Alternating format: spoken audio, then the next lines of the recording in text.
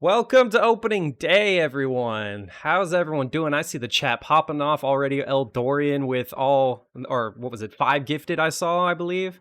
Thank you indeed. Thank you indeed. Welcome, everyone. Welcome. Hey, Paz with my emotes. I see you. Anyway, before we do get into the stream, if you guys saw the announcement, we do have a giveaway for OOTP 22. So if you guys entered this and excited to see who wins, we're about to be showing that. But first off, I am joined right now with first my co-host Mike, and then as well we have the hummus god himself, the commissioner of the league, joining us for this announcement. Well, not announcement, but this giveaway. So how you guys doing? I'm doing good. Hey, I'm getting booed in the chat already by SD Core. Right? It wouldn't be opening day without a proper booing of the commish. True. Thank you for having me on. Well, for not this. a proper draft, but why not? Right. I mean, we don't discriminate on time of the year for booing. I don't think we. Shoo! I deleted that.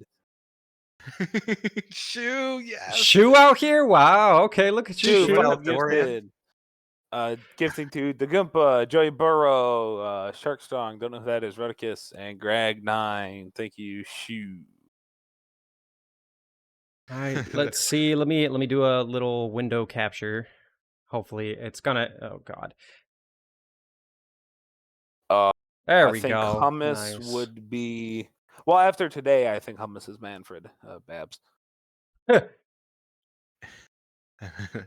There we go. 90 of you submitted a response to our thread where we're asking for you to respond to win a free copy of Out of the Park 22. Some very familiar names on this list. All of you are familiar. So, yeah, appreciate you joining in on this giveaway. And, I got Steel here working for us. So thank you. Oh, look at that. AJ dropping 5 gifted as I'm explaining the giveaway. Appreciate you. AJ with the unlimited money. Right. AJ unlimited AJ, thank you. AJ with the best support. Let's go. Babs asking when was this? I only put it in like 5 different announcements. So if you missed it, then I can't help you, bud. Hey, J-Doctor with the Prime sub. I see you. What number you guys feeling? I'm feeling 47. Oh, just randomly. Yeah. If without thinking, I'm gonna go like Judy, 73. Oh my God! The hype trade opening day. Jumping off early on. My goodness, level 4. 2 rookies in there, creativeness and unconfident. 2 true PBE rookies who will get their regular season minors debuts tonight. As you guys see, there is 90 names here, so I'm not. Oh my God, Jay! Oh my God, Paz! What is going on? Thank you. Let's go. AJ 200 bits. My name James Jimbo 10 tier 1 gifted subs. Paz 5 gifted subs. Thank you, Paz, for 5. Jimbo with 10, bro. Beebs, I don't have the audio. Oh my God, Eldorian. What? Eldorian 2? What? Oh my God. Again? I guess it's the monthly time. It's time for the 100. Did everyone get paid today? Here, let me see if I could at least get this. Here you go. Why did the percentage on 513? Is this our biggest hype train ever? It's no, 513%. Oh, we went to. What was the one that we went to? Didn't we go to 1,000 the one night? I think it was in the 400s if I'm not mistaken. But... Was it? There was the one night where he had a absolutely absurd amount of subs. It was like 156 or whatever. I know, right? One of these days we're gonna have to invest in some sub badges because those stars need to be some PBE logos. Yeah, we had over 100 in that same day. I don't think we've clocked at 100 yet, but I mean, I think we're at like 50. Not to tempt everybody. Oh my God, Shoo back. Shoo, thank you. Another Reno. And Reno. Jeez. Somebody, this is going to be its own video. We're never going to get to opening day. All right, yeah, with all this, we're never going to get that opening day. Hold up. My turn. Oh, man. 137. She was right. I knew it was something like that. But yeah, Steel, what's your number? What do you think? Oh my God! Oh, Kamikaze was 20. Let's go! go! Oh my goodness, 20. Oh my Gifted. goodness, guy. 1,000%. SD Oh my, with 5. SD with 1,100. 5. Oh my goodness. It's doing a Jesus. countdown. Oh, here we go. Here Hey, we go. there's Hummus. Hummus has got to get in. First time Hummus has gifting gotta get in. while on the stream. Let's Let's get it. go. Almost at my goodness. 1,200. Let's go. Unconfident says my computer cannot handle this good guy.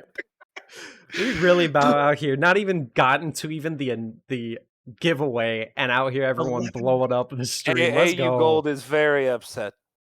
He is very upset There because is there no is no games. hype train left. There is no hype call me train a left for his bandwagoner. 24 hours stream. Oh man, Yeah, I wonder if I don't if there is a viewer that is not. Oh, Dom, there you go. And me, I never get one till the last one.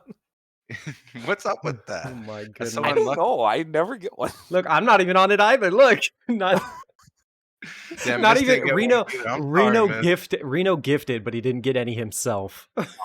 AJ gifting one to Dom. Oh, and here look at comes the AJ. There's the AJ alert. everybody individually thing. The sympathy of AJ helping out. Let's go. Okay, so before Babs, it you goes never any got more gifted crazy, sub?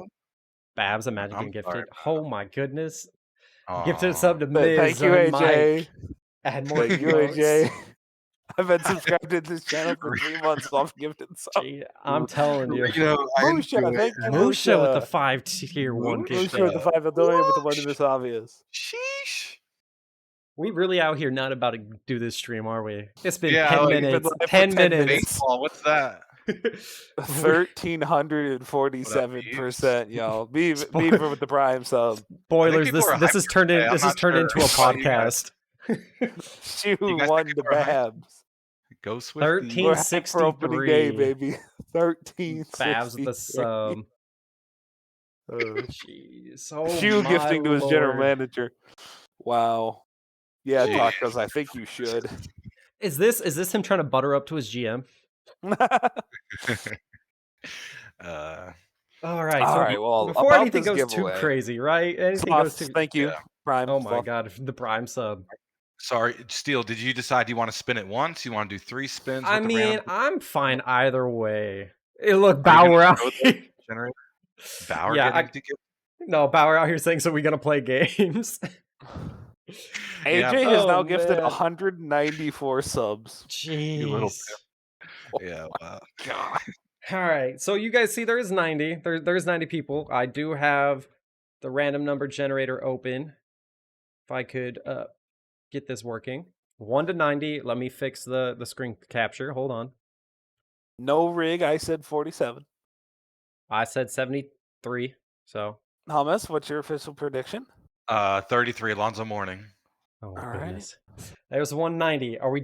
Should we do 1 and just get it over with, or do 3 and break 2 people's hearts? I think it's just best to go with 1, honestly. Someone says this MLR or random number generator. You're guessing random numbers. All right. Yeah, I'm going to just do 1. Just get it over with, because it's going to be kind of upsetting if people see their number and they didn't get it. So, Let's get it. anyway, let's get into it. Do it in 3, 2, 1. 36. Oh, okay. You were close there, I was. Hummus. Yeah. So let's see. who it is. What was it? 36. I'm not gonna. Should I show the? Yeah, let's show it. Why not? Bring the excitement. Beaver, This go is Not away. me. You're not that guy, pal. Beaver, you're not that guy. You're not that guy. Jimbo calling 37 in chat, one off. Jeez, how much did I cut this down? 36 is spent. Am I? Reroll. Absolutely. All right. Well, it's not Hummus. He is number 80. Nice.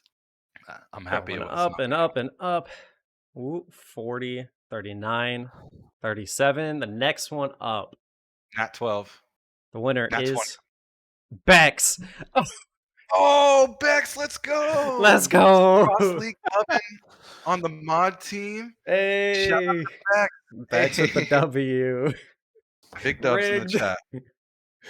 It's like, Let's go. Look, where's Person Man? Person man rigged it. Jeez, rigged out I here. Rigged. 36. There you go. Winner Six of OTP championships and 1 22. OTP 22 copy, all rigged by Person Man.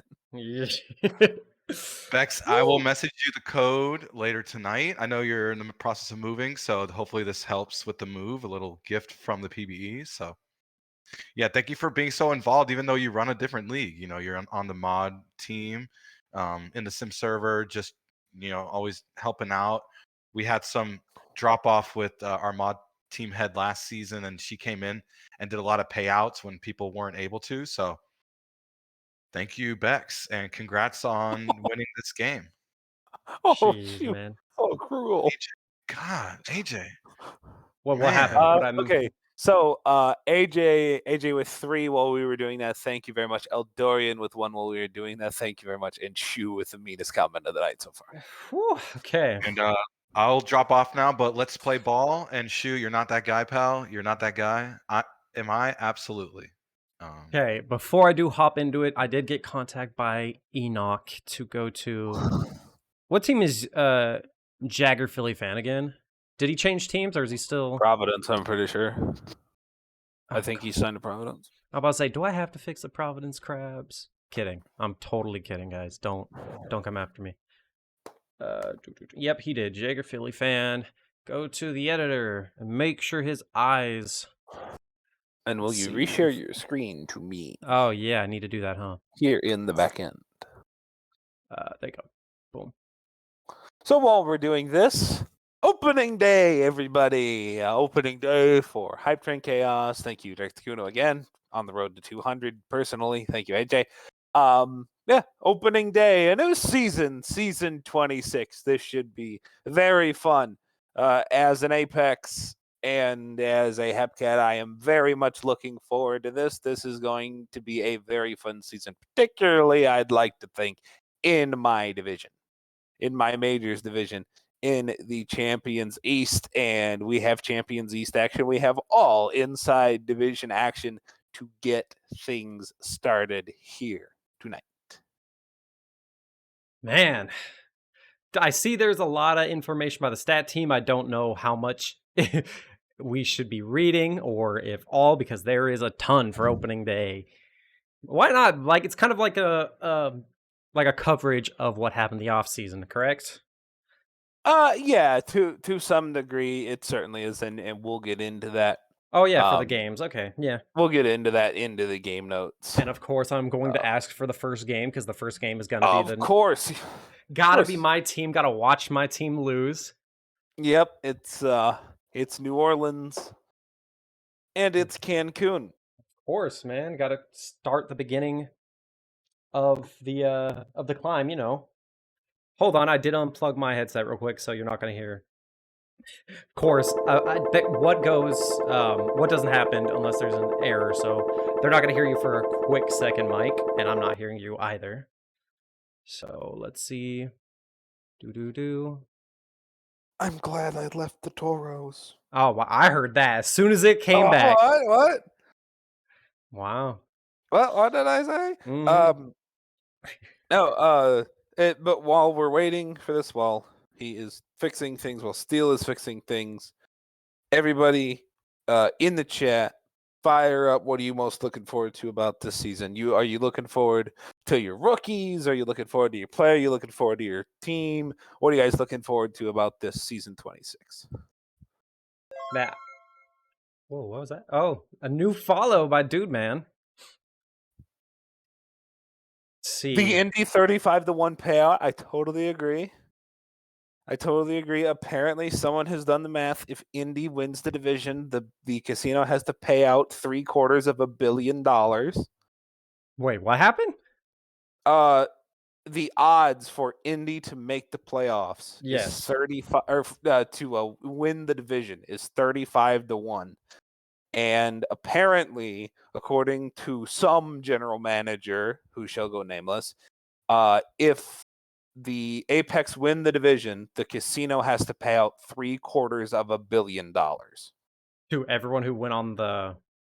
That's the total of the people who have made the bet. Well, I posted the bet right before this stream, so hey. And I believe as it is marked, you can still do that bet up till Thursday. Yes, you can. And I did the bet because like those odds, why not, you know? Oh yeah, I mean it's as a better, that was a perfect bet. That is a top tier, not just because of If you have the money me to gamble, being why an not? indie or anything. Yeah, not because of me being an indie or anything, but in a division that's going to be separated by a couple of games. Yeah. All right. So in Bauer's upset, Steele. Maybe we should go. that, Bauer can wait. He is Bauer. a co for a reason. I'm joking. Oh, No, anyway, let's get into it. First game. Spice.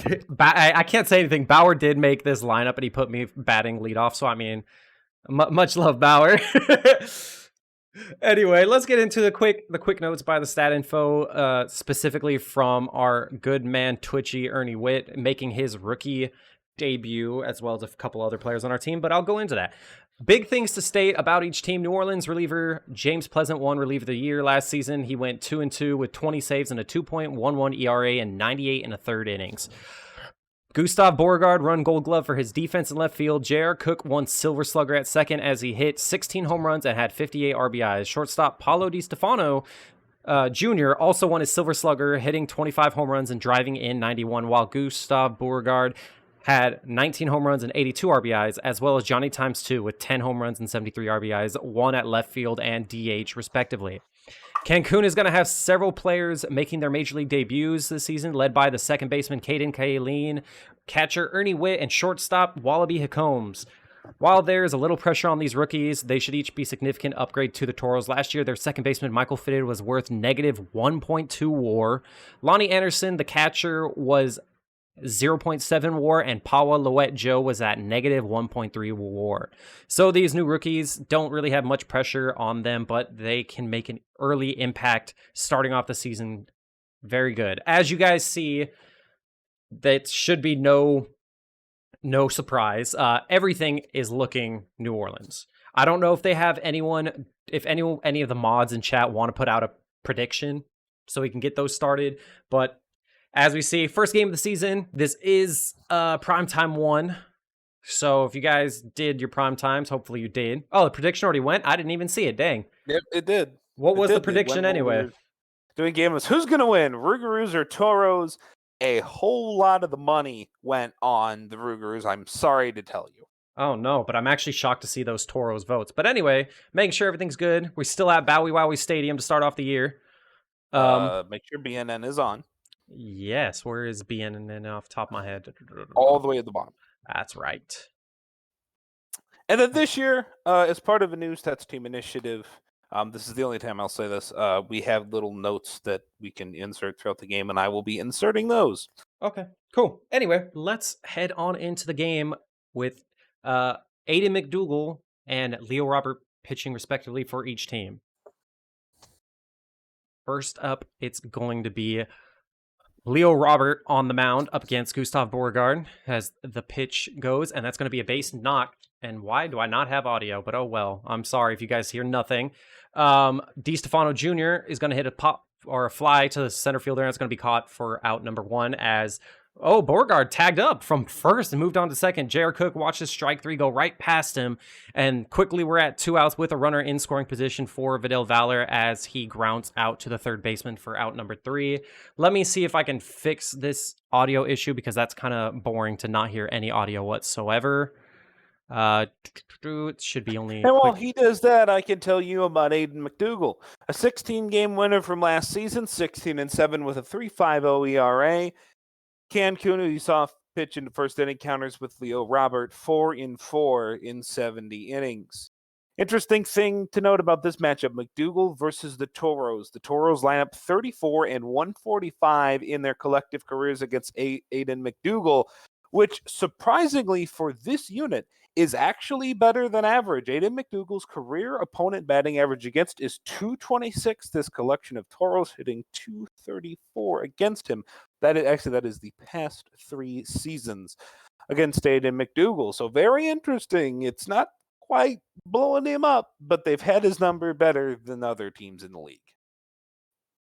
Okay, anyway, I do not know why there's no audio. It's not even showing up in my thing. So I'm sorry if you guys were excited to hear all these audio noises, but I can't fix it for some reason unless I restart the game, and I don't think it's worth it right this second. So let's get right back into the game. As we have leading off Steve Rogers for the Cancun Toros as he strikes out for out number 1 and the first strikeout for Aiden McDougall on the season. Next up, we do have Dom Drozdov batting second for the team. Why is this not auto playing? My apologies. Dom Drozdov hits a pop fly to an easy play for the right fielder for out number 2.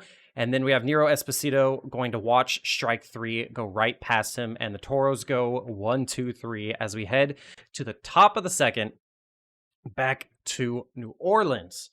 So we have Naz Hamed up, and he's going to hit a ground ball to the second baseman in Caden Kayleen, and he's going to be out number 1. Geronimo is going to swing at strike 3 called. Well, not strike 3 called, but strike 3 for out number 2. And then we have Richie Bonanza coming up to bat as he will swing at a ball that looked a bit outside, and the shortstop's making a running catch, and he's going to take over for the left fielder and make that play for out number 3.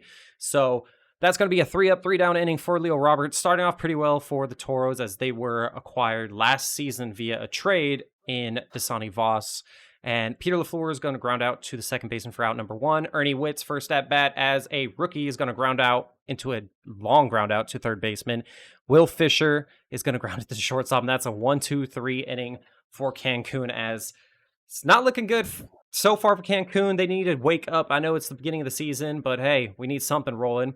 Christopher But Brew you is going can say still. You can say still. You're lucky that Will Fisher AB wasn't a K. Led the league in strikeouts as a hitter last season at 159. Yikes. It is not something to be proud at, but hey, hopefully he improves this season as we see Hafner striking out. And Leo Robert is pretty locked in, 4 Ks in 2 and, well, almost 3 innings as Beauregard, top of the lineup again, flies out for out number 3 as we see 4 strikeouts through 3 innings for Leo Robert. Aiden McDougall is on the mound against Caden Kayleen, and Caden is going to watch strike 3 go right past him as that's the 3rd strikeout for McDougall on the game. Then we have Wallaby Hacombs, who's better known for his defense than he is his offense, as unfortunately he strikes out for his first at-bat of his rookie campaign. Chili Gravy, right before we go to the top of the lineup for Cancun, he's going to ground it softly to the first baseman, and that's going to be out number 3, and that's going to be it for the side for the Cancun Toros. Pretty much a pitcher's duel so far this game, as DiStefano Jr. is going to basically make me bite my own tongue as he gets a base hit into left center field. J.R. Cook's going to watch ball 4, and now we have runners on first and second, no outs for Leo Robert. Let's see if he can get out of this one. Vidal Valor is going to watch strike 3 go right by him, as that's going to be right on looks like the corner of the plate, and then Naz Hamed gets plunked. Ooh, first hit by pitch player as the base is now loaded with 1 out. They need a double play as Geronimo strikes out. Luckily, now they only just need 1 more out to hopefully get out of this jam. And Bonanza's going to swing at strike 3 and shows his frustration as he had a chance to score more than 1 run and actually do some damage. But Leo Robert does a great job getting out of it. As we head to the bottom of the 4th, still tied 0-0. Steve Rogers Leo back on the Robert. bat. Oh my God, I'm sorry, but there goes Rogers with a home run. Top of the lineup, home run, 436 feet for Steve Rogers. Go me, let's go. I'm excited about that one. First home run of the season. Hopefully I can keep that up. I was robbed of Rookie of the Year. I don't care what anyone says. Anyway, Dom draws up to bat. Now it's going to watch strike 3 go past him.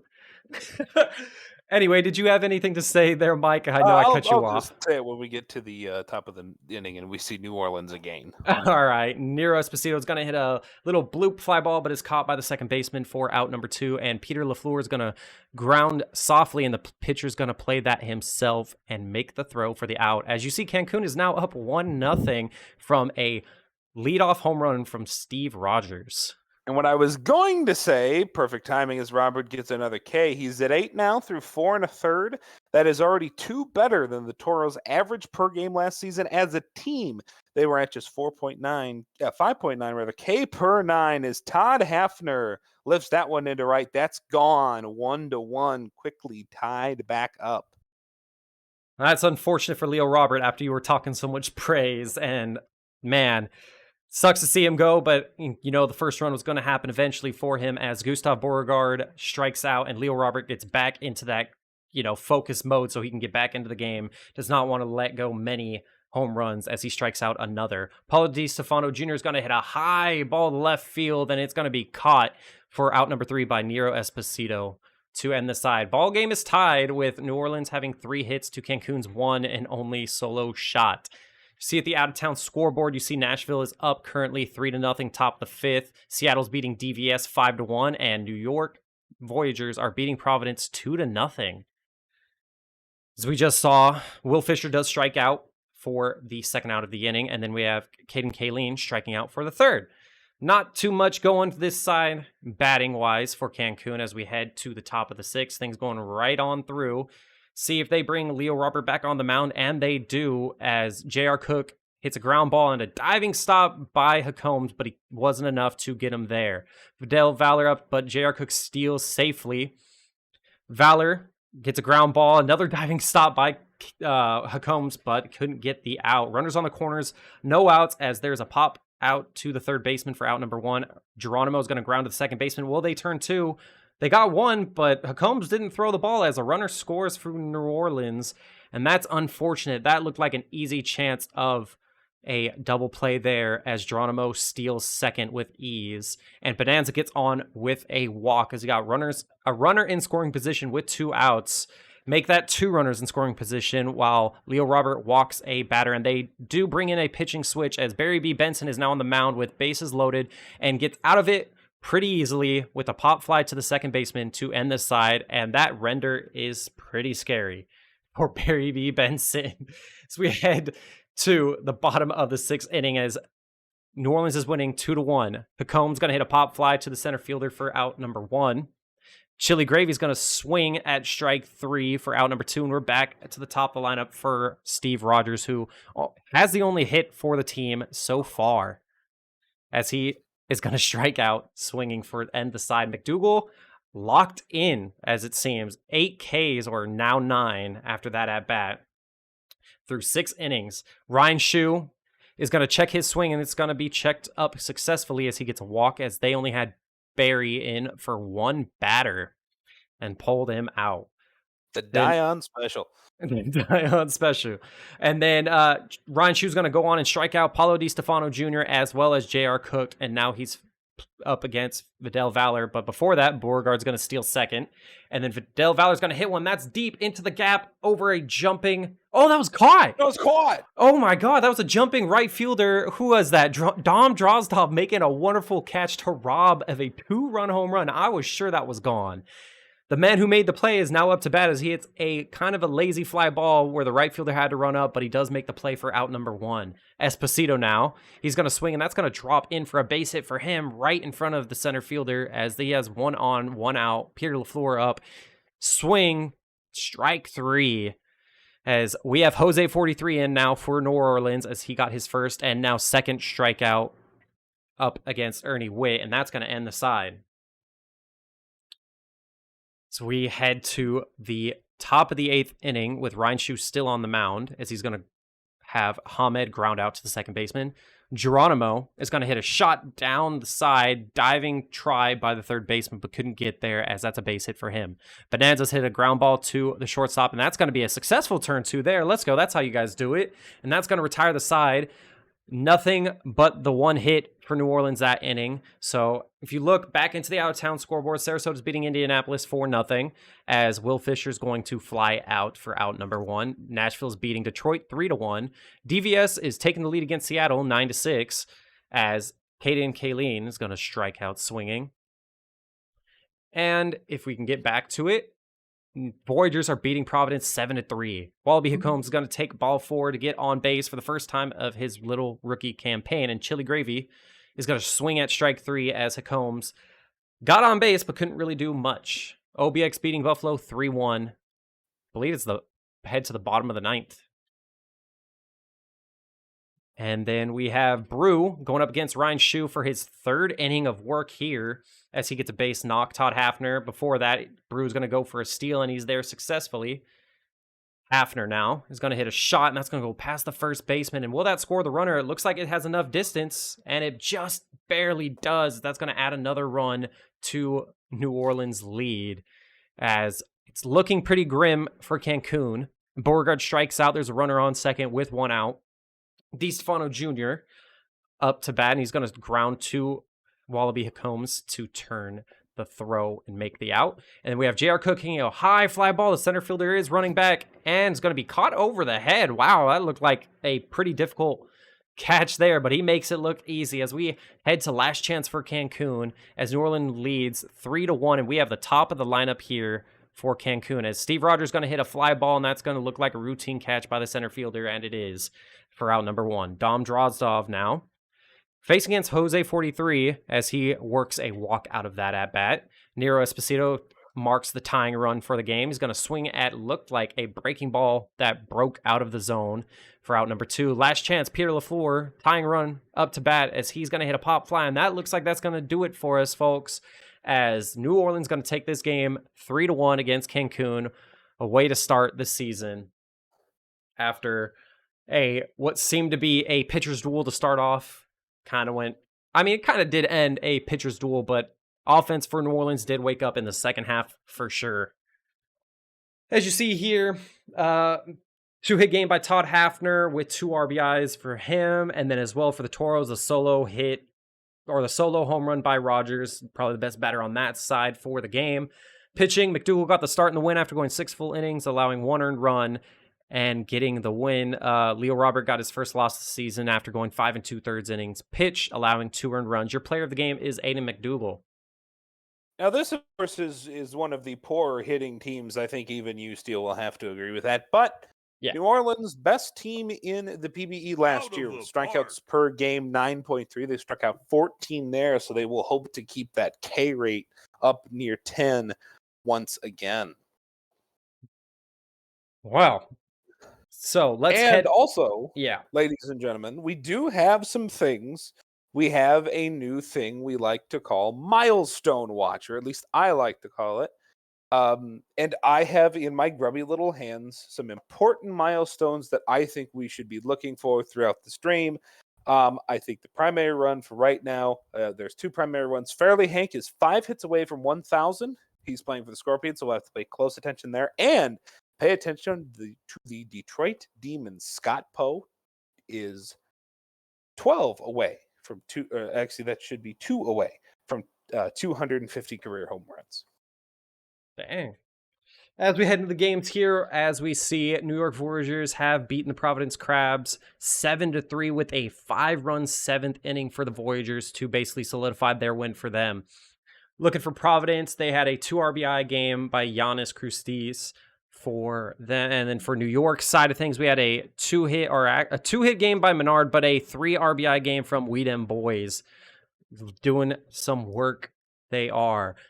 Bobby Darin gets the first loss of the season for him as he goes 6 2/3 innings, allowing 6 earned runs, which is enough to get him that loss. And Savart got the start for New York, going 7 full innings, only allowing 2 earned run. And he is your player of the game.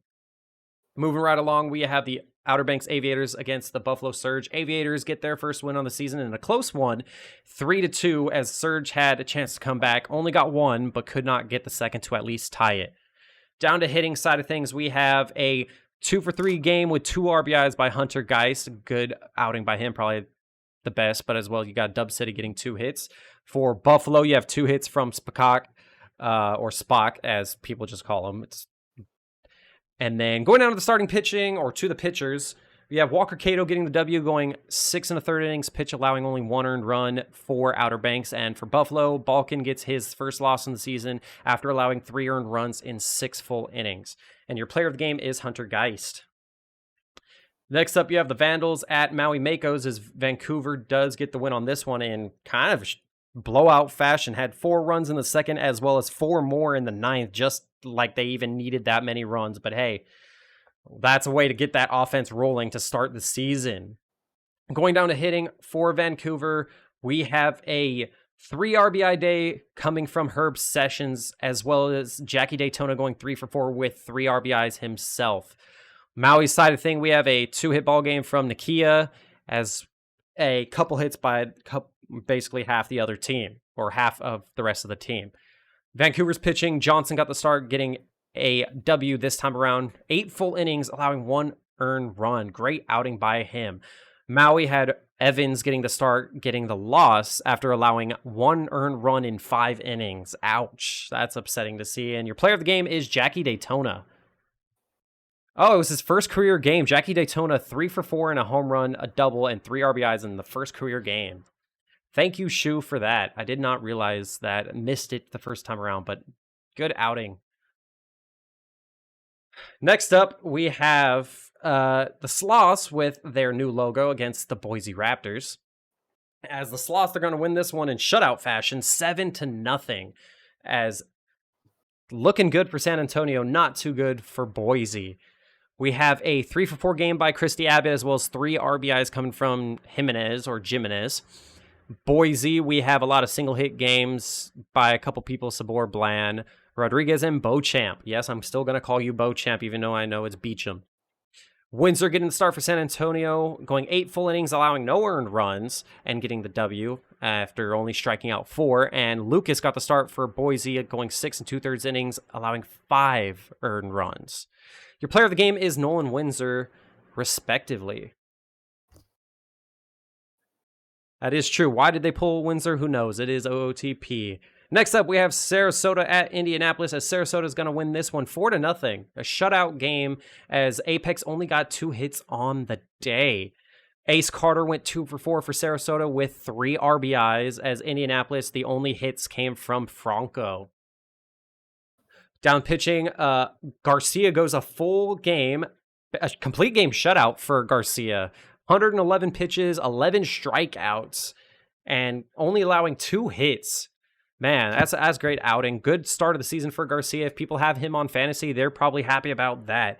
Doug Dangley got the start for Indianapolis as they went 7 1/3 innings, allowing 4 earned run. And of course, your player of the game is going to be Garcia. A CGSO to start the season. That's well, as we would say, that's one heck of a way to start. Yes, it is. Going into the next game, Nashville Stars get the victory over the Detroit Demons as Nashville wins 3-1. Down to the hitting, we have a 3-hit game by Zach Johnson, as well as 2 from Rose. Detroit, you have 2 for 3 game for Joe Burrow with 1 RBI. He's pretty much the only offense outside of Yelnats for that team. Lucky El Charo got the start for Nashville, going 6 1/3 innings pitch, allowing only 1 earned run. Molly Mitchell got the start for Detroit, going 5 full innings, allowing 3, and that was enough to get them the loss. Your player of the game is Lucky El Charo. Next up, and final majors game of opening day, we have Seattle Sea Serpents up against the Death Valley Scorpions, and Death Valley claws their way back to get a victory on opening day, as they had 6 runs in the 6th to basically take the lead and hold on to it to win against Seattle. For Seattle, can't even tank right. For Seattle, we had a 4 for 4 game with 2 RBIs coming from Dowd, and for Death Valley, we have a plethora of multi-hit games. Most importantly, looking at it, we have Elderson going 2 for 2 with 3 walks and an RBI. Great on-base percentage, as you see, batting a current 1,000. Down to pitching, Hammersmith got the start for Seattle, going 4 2/3 innings pitch, allowing 3 earned runs. And Sims got the start for Death Valley, 6 full innings, 5 earned runs, but still gets the win on the day. Your player of the game is John Dowd. And that's it for the majors as we watch the Cancun and New Orleans games. Let's head down to the minors. If we the important series, as everybody knows. I mean, maybe for you, but yeah, sure. Going on first, we see the Brew City Bears beat the Dallas Dynamos 12-3 as Brew City's making a great start to the season, as I'm pretty sure they were one of the worst teams last season. If I'm not mistaken. Looking at Dallas's hitting side of things, we have a 2 for 4 game coming from McGee, as well as 2 RBIs coming from McLaughlin. Oh, I'm going to screw that name up all the time. Anyway, looking at Brew City, we had a 2 for 4 game with 4 RBIs from Steve. as well as 3 RBIs, as well as going 3 for 4 rated, underrated. I believe that's underrated. Am I right? Yes, it is. you are Underrated. underrated. Dallas pitching, Gene Belcher going 2 1/3 innings, allowing 7 earned runs. Ouch, and getting the loss as Hunter Havoc got the start, but a no decision after going 4 2/3 inning, allowing 3 earned runs. The win does go to Pacifica. The player of the game, of course, has got to be underrated. Next up, we have the Swifties up against the Armadillos, and we have the Swifties winning this one 5-3 on a 13-hit game for them. Wow. Looking at the offensive side of things for State College, we have multiple multi-hit games, 2 hits from the bottom half of the bottom 3 lineup in Johnson, Reagan, and Obermueller, as well as Love and Dude. For Amarillo, looking at it, we have a 2 for 5 game with 1 RBI coming from the batter, as he's probably the best batter on the day for them. Down to the pitching, we have Sylvia getting the start for State College, going 4 2/3, allowing 3 earned runs, but gets a no decision as the win goes to Perry. For Amarillo, Dawe got the start, 7 full innings, allowing 4 earned runs, tried his best to hold his team into it, but couldn't get the job done as he is awarded the loss. Your player of the game is Zay Johnson. Next up, you have the Hepcats, Mike's very own, against the Anchorage Wheelers as the Hepcats win this one in shutout fashion 6-0. It's not like the Wheelers couldn't get hits because they did get 7 of them. They just couldn't get a run across. Down to the hitting, you have a 2 for 5 game as well as 2 RBIs for McDonald Jr. And then for Anchorage, you see a lot of single hits game by basically everyone on the team, unfortunately not including Sanders and Marquise the fourth. Down to the pitching, Smoltz got the start for Kansas City, going 8 full innings and the win after allowing no earned runs. It was a combined shutout game for these Kansas City pitchers. Anchorage start was from Taylor, going 3 innings only, allowing 5 earned runs in those 3 innings, and got awarded the loss. Your player of the game has got to be Smoltz. And Toro prospects. I think Tonesy likes seeing that, or Tonesy. Well, he obviously loves to see it, but I think you still love to see that too. Him being a Toro farmhand. Yes, of course. That's the main reason I like looking at the minors, because all our Toro boys. You see all your teams featured out here. Next game, we have the Lemurs up against the Firehawks, as the Firehawks going to win this one in close fashion and a 1-run game. Both teams getting 8 hits, but California is the only team to get a run across, and that was all they needed. Looking at offense for Louisville, you have a 2 for 4 game by Sassafras III, as well as a 2 for 3 game by McGee. For California, the only RBI on the teams comes from Grimes after he went 1 3 on the day, as well as you got 2 hits by Encarnacion. And Bongo Lulongo and Rodriguez as well getting 2 hits. Down the pitching, Velasquez got the start for Louisville and the loss after allowing 1 earned run. Unfortunate that's going to be enough for a loss after going 6 full innings. California, Silliams got the start and the win after going 6 full innings, allowing no earned runs, as well as Thornbody got the save as they worked it out in a shutout. Your player of the game is Wade Silliams. Final minors game, we see the Kingpins are going to beat the Kingston Mounties 5-0. Another shutout game. Holy moly, these minor teams are starting off the opening day, actually starting off the season really well, trying to get the ball rolling for them. Yeah, we see the other half of Jay Steele's farm system. Yes. Farm Team 1 is the Hepcats. Farm Team 2 is the Chicago Kingpins.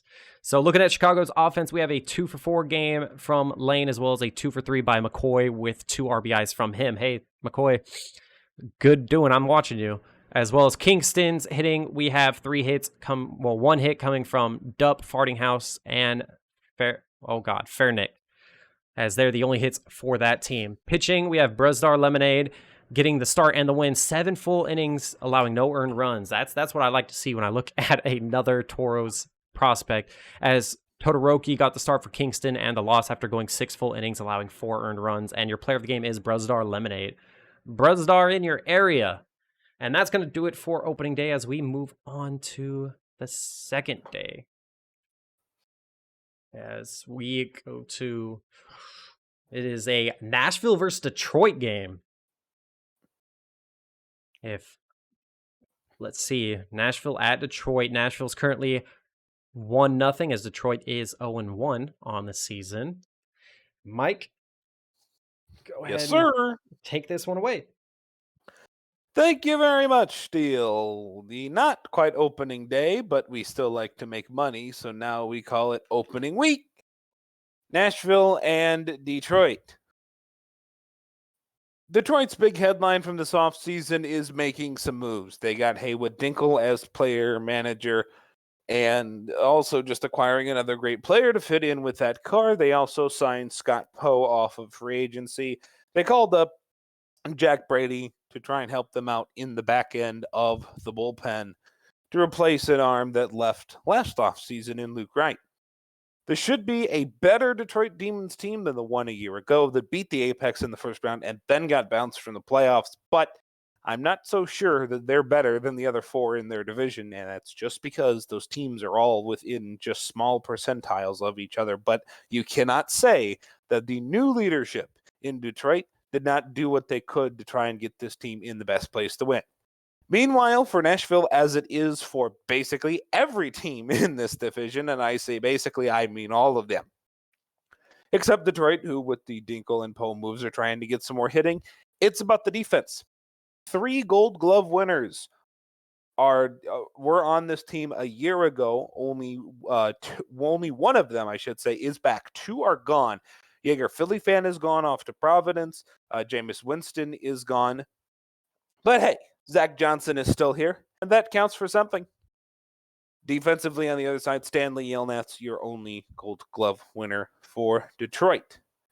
Nashville's pitching staff, important to note in this game, batting average on balls in play, just .267 a year ago. So even though they only had 3 Gold Gloves, they were playing Gold Glove caliber everywhere on the field. And with that shakeup in defense, we'll see if that changes at all, because they did have a pretty good shakeup in their system. BJ Foe is an incredible defensive shortstop. He's going to have problems with the stick. They are hoping that he can replace Jaeger Philly fans' glove pretty easily, because they are going to need that glove at shortstop, a very important defensive position.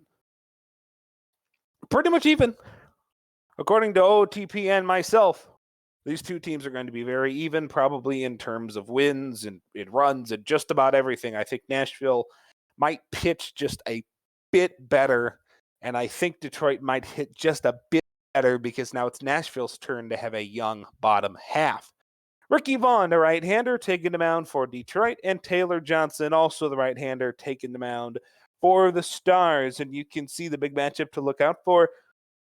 Johnson has done very, very well against the Demons. 157 against for Herrera, 130 for Dinkle, under 100 for Danny B and Stanley Yelnats. Johnson has had the Demons' number.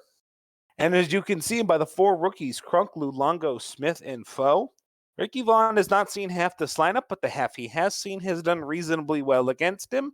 Let's get into the ball game at Laser Park in Demon's Lair. Nashville and Detroit. So here is Ricky Vaughn, the long, tall right-hander, throws 98 on a fastball. He also throws that cutter. It's in there at 75 as he strikes out the leadoff man, Thomas Rose. Here's Munson. 2-2 to Munson, lifted off into left field. An easy catch for left-hander, or for left fielder rather. Nichols and dimes. And now Brandon Fry walks on down to first base. The first walk of the season for Ricky Vaughn. Here's Buswell. That's going to go into left center field gap and get down up against the wall. Stacking paper, chases after it. He's going to get it in.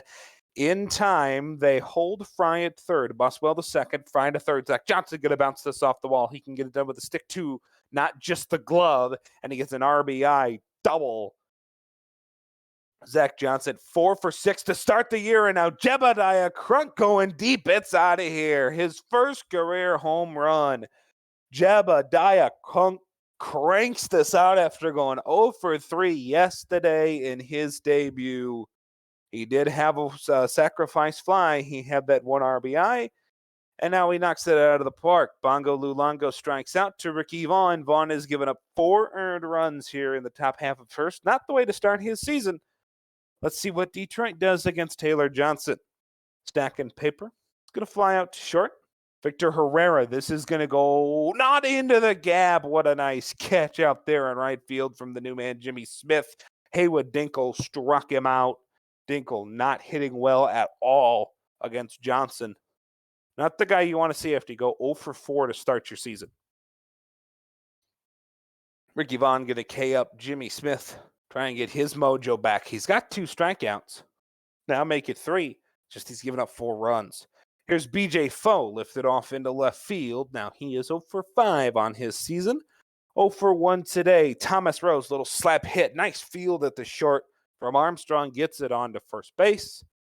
Top of the second. Nashville does nothing, but they're already working on that second time through. Here's Scott Poe to face Taylor Johnson. Ground out to short. Here's Danny B. The 1-0 to Danny. Down the line at third. There's your Demons' first hit of their second game and Danny's first hit of the season. And that's a double into the left field corner. Now Danny going to take off for third. He is safe. That's already his second of the year. Must have had a walk last game. Armstrong strikes out. Here's Dimes. Nichols and Dimes is on at first base. That was with 2, so the runner cannot score. Top 3 we go. Here's Munson. Cade Munson launches this into center field, easily tracked down by Stack and Paper. And that's it out. Now here's Ricky Vaughn delivering to Brandon Fry. Little slap hit try from Fry. Does not beat the throw. Stretch Armstrong doing a very good job showing off the range and the arm in short. Top 3's done.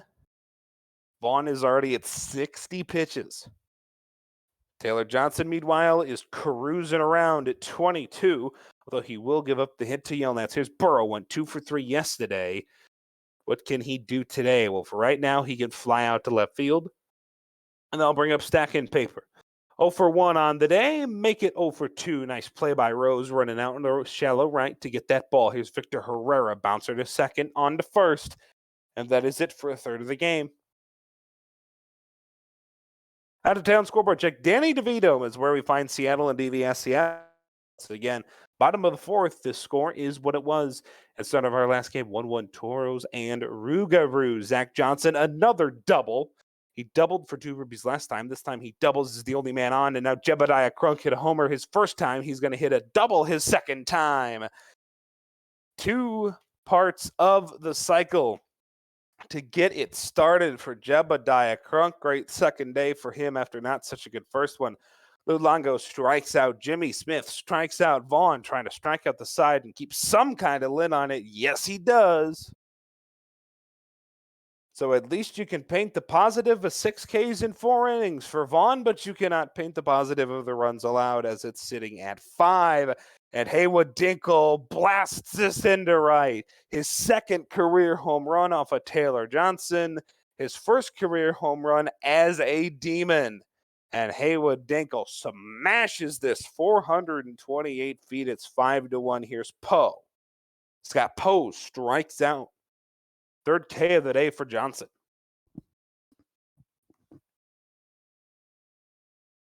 Here's the 0-2 to Danny B, who's going to strike out.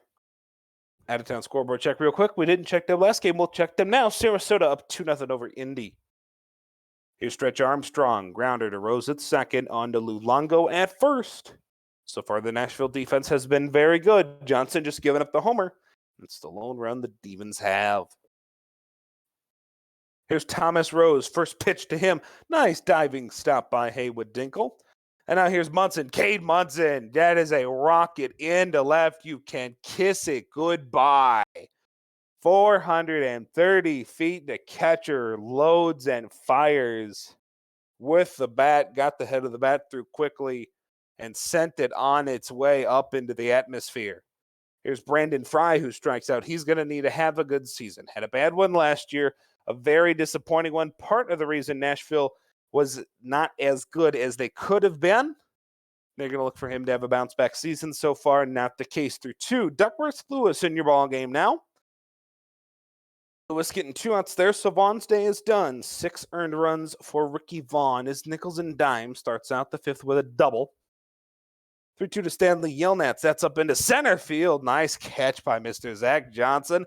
They're not going to send Dimes. They're going to await Joe Burrow. Burrow bounced out to first base. Now 2 away for Stack and Paper. The 0-1 to Bam. That's a base hit into right field. Johnson will give up his second run. Stack and Paper gets his first RBI of the year, 6-2. Detroit has scored in the last 2 innings. Victor Herrera will make it only 1 run in those innings. Halfway through the ballgame, 6-2 Nashville.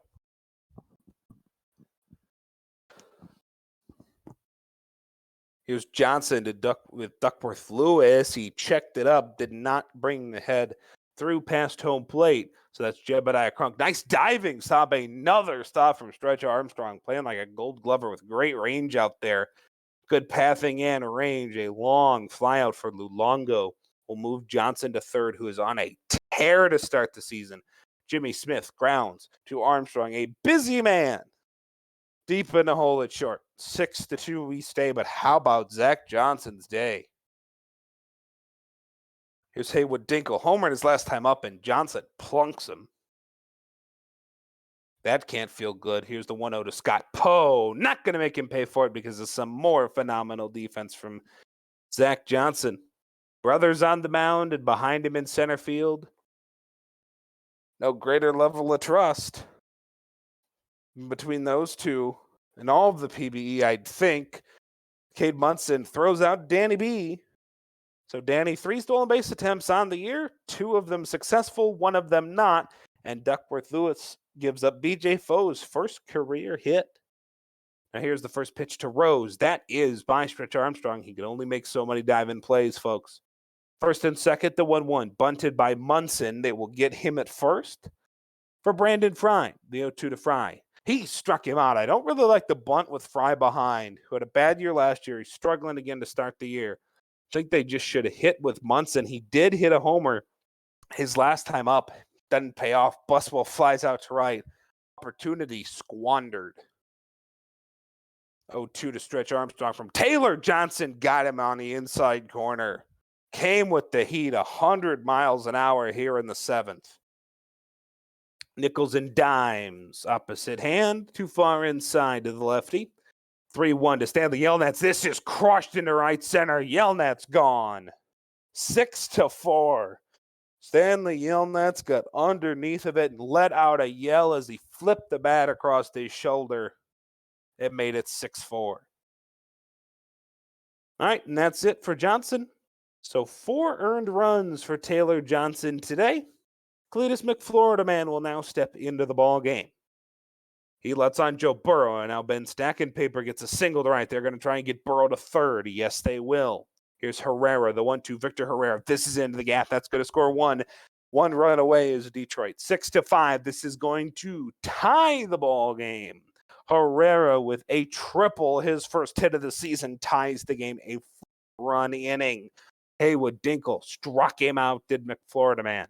Here's Scott Poe, who draws a walk, his third of the season. Here comes Danny B. The 2-1 to Danny. That is into center field. It is over the head of Johnson in center. That's going to untie your ball game. Detroit's got the lead on a 5. Make it 6-run inning. Oh, and they're going to get Are they going to get Danny at third? Yes, they got Danny at third, but the run still counts because he was across second base and the runner got to the plate before he got gunned down at third. So that run is official. 8-6 on a 6-run 7th. Thomas Palmer up to Jack Johnson, who flies out center fielder on center fielder crime. Jebediah Crunk flying out to second. Oh, he tried to pop out and it just went right down in front of the second baseman. What happened there? Fly out from Luongo. Here's Smith, 2-2. Jimmy Smith struck him out, and this is where your problem is going to be. You're down late into a ball game in the 8th inning, and the lineup is in such a way that you had your 4 rookies here in the 8th, and that might cost you the ball game. Stretch Armstrong caught looking on 3 pitches. DJ Law now into the ball game for the first time. First time this year even.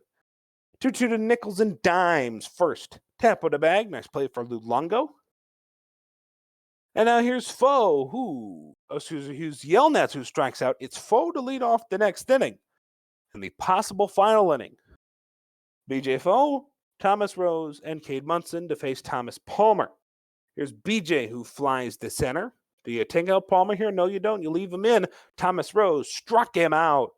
99 on the gun. Some serious heat coming from Palmer out of the pen. He threw 1/3 of an inning last game, and this game, He is going to get the save. A save for Thomas Palmer is how we end this. Detroit on a 6-run seventh brings it back. It was XBH City today. And the 10 win, hits for the Detroit. even won the prediction. So 10 hits for Detroit, 9 hits rather for Nashville, 8 and 6 respectively. I got to give my cap tip to Jebediah Crunk. His second game in the bigs, 3 hits, 3 RBIs. Tip of the cap on the Detroit side, probably going to go to Yelnats here. He had that big home run late, and he's hitting 429 to start the year. Ricky Vaughn, bad start, my friend, but he will recover. Or at least Detroit certainly hopes so. 4 1/3, 6 earned. Johnson, 6 1/3, 4 earned. Player of the game, Jebediah Crunk. Winner, Lewis Save Palmer. Let's take a look around the rest of the league. Providence wins 6-0. They get to Old Man Choate to start the year. John Camden will not get any closer. He is 2 home runs away from 200. Poe is 12 away from 250. I had that right the first time I said it. It's Camden who we need to watch. He's 2 away from 200 in his career, but he does go 2 for 5 today. Not homering, though. New York only had 2 hits, 1 from Hunter, 1 from Swerve. Old Man Choate, 4 1/3, 5 earned. How long can the elder statesmen in New York hold on? They held on fine last year. So they'll start this year. Ivy Leaf, 9 innings, 2 hits. That is the second 9-inning, 2-hit CGSO of the year. Ivy Leaf, what a way to say, hey, I'm glad you got me. Now let me prove why you got me. Ivy Leaf CGSO. only 2 strikeouts too. OBX and Buffalo. Aviators defeat the Surge 9-6. A lot of late scoring here. That would be 9 runs total in the 8th and 9th. 4 hits right away. That's your standout man. Klausberg and Cannon for OBX. For Buffalo, it was Sandy Taters and Buckley. 1 hit, 3 RBIs for Taters. 3 hits, 1 RBI for Buckley. Pitching wise, it was Jack Rolo who got the ball for Buffalo. 5 1/3, 5 earned. Rip Spawn got the ball for OBX, 5 2/3, 1 earned. Your winner and your loser, just flip the order that I said them. Michael Latoris was your player of the game. He had 3 ribbies, I believe. Vancouver, oh my. Woodsheds, Maui, children avert your eyes. Oh, that is Chop Shark. 19-0. Kaios Alchicha had a bad day. Let's see who had a great day, though, for Vancouver. Andrea Maggiacomo, 3 hits, 6 RBIs. 6 RBIs for Herb Sessions on 4 hits. Half the Vancouver lineup had as many or more hits than Maui did as a team. Let's look at this pitching. Greg Digger Jr., 8 innings, 1 hit, no earned. Tosin is the one that closed it out, but Maui's pitching. So Chicha actually wasn't too bad, actually. 4 2/3, 4 earned. Oh, but it was the bullpen. Omega and Mountain giving up 5, Smoltz 3, Stormbliss 2. Your player of the game, Andrea Maggiacomo. Maui Maggia never coming back to that box score. Boise beats San Antonio 4-1. Raptors win.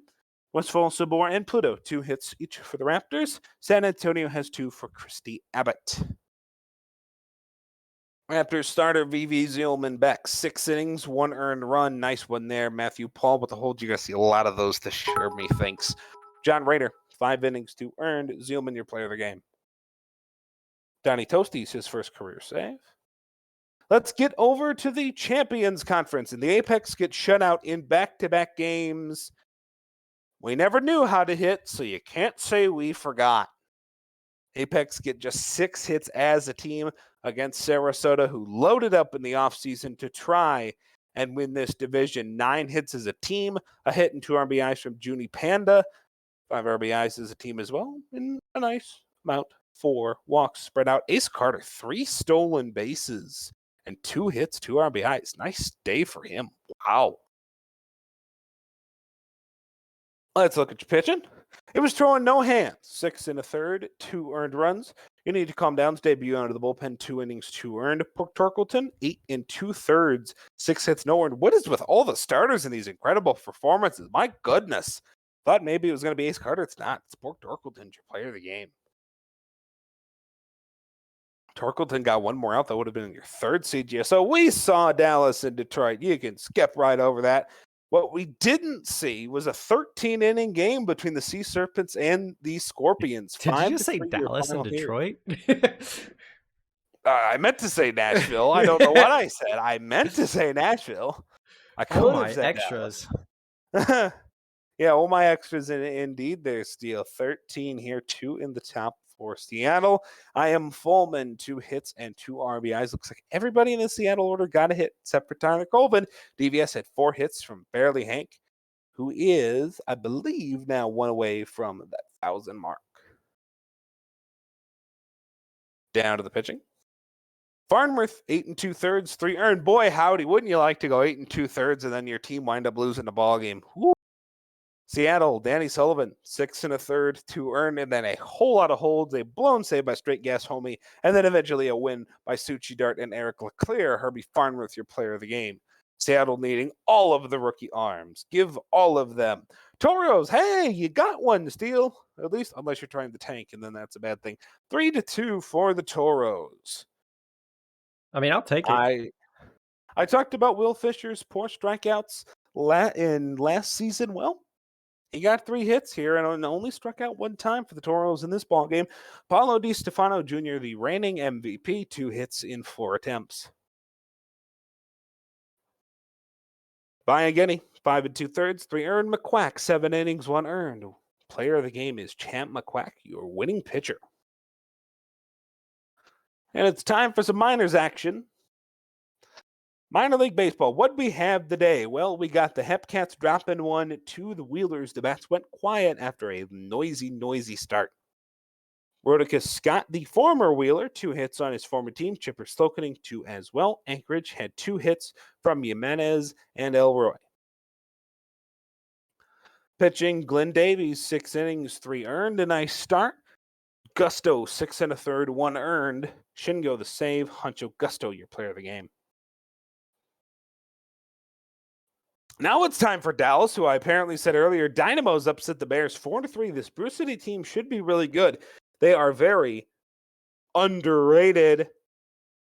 Oh, God, no. All right. Well, he went 2 for 4 today, as I apparently am now shunned by Mr. Steele. W.R. Wolf having a good year as well. 2 for 4. He's hitting .571. 2 hits for McLaughlin. That's your big hitter for Dallas. Your pitchers, Lefty Bone, 6 2/3, 2 earned. Derek Jeter, 2 1/3, 1 earned. Woe Millis, woe is he, 4 2/3, 4 earned for him. Lefty Bone's your player of the game. Lemurs and Firehawks, 10-5 win for the Lemurs. 3 hits for Makazo Houlihan. That stands out right off the bat. Diddle McGee, 1 hit and 3 RBIs. California saw 11 hits through that lineup. Renny Rodriguez, 3 hits. That's your big hitter. He's hitting .714 as a bot so far to start the season. It's only through 2 games, though. Let's take a look at the pitching. Also, has 3 stolen bases. Grimes, 2 1/3, 6 earned. That didn't go well. Stefan Chinapi, although, to be fair, didn't go too well for him either. 5 runs in 4 1/3. Fujisaki did well enough out of the bullpen. Renny Rodriguez, though, your player of the game on the losing team. Swift Steeds and Dillos, 9-1. State College beats Amarillo. 3 hits, 3 RBIs for Luka Dordevic, 2nd-round pick of the Providence Crabs. Jake Obermueller, who they acquired in the offseason from Kingston, 2 hits and 2 RBIs. 3 hits for Monsanto Blackwater, 1st-round pick of the Dillos. That's your best player with the stick for the Dillos. Nee got the start for the Dillos, 6 2/3, 5 earned. He hate me strikeout, 6 1/3, 1 earned. That's your loser. That's your winner. Your player of the game is Dordevic.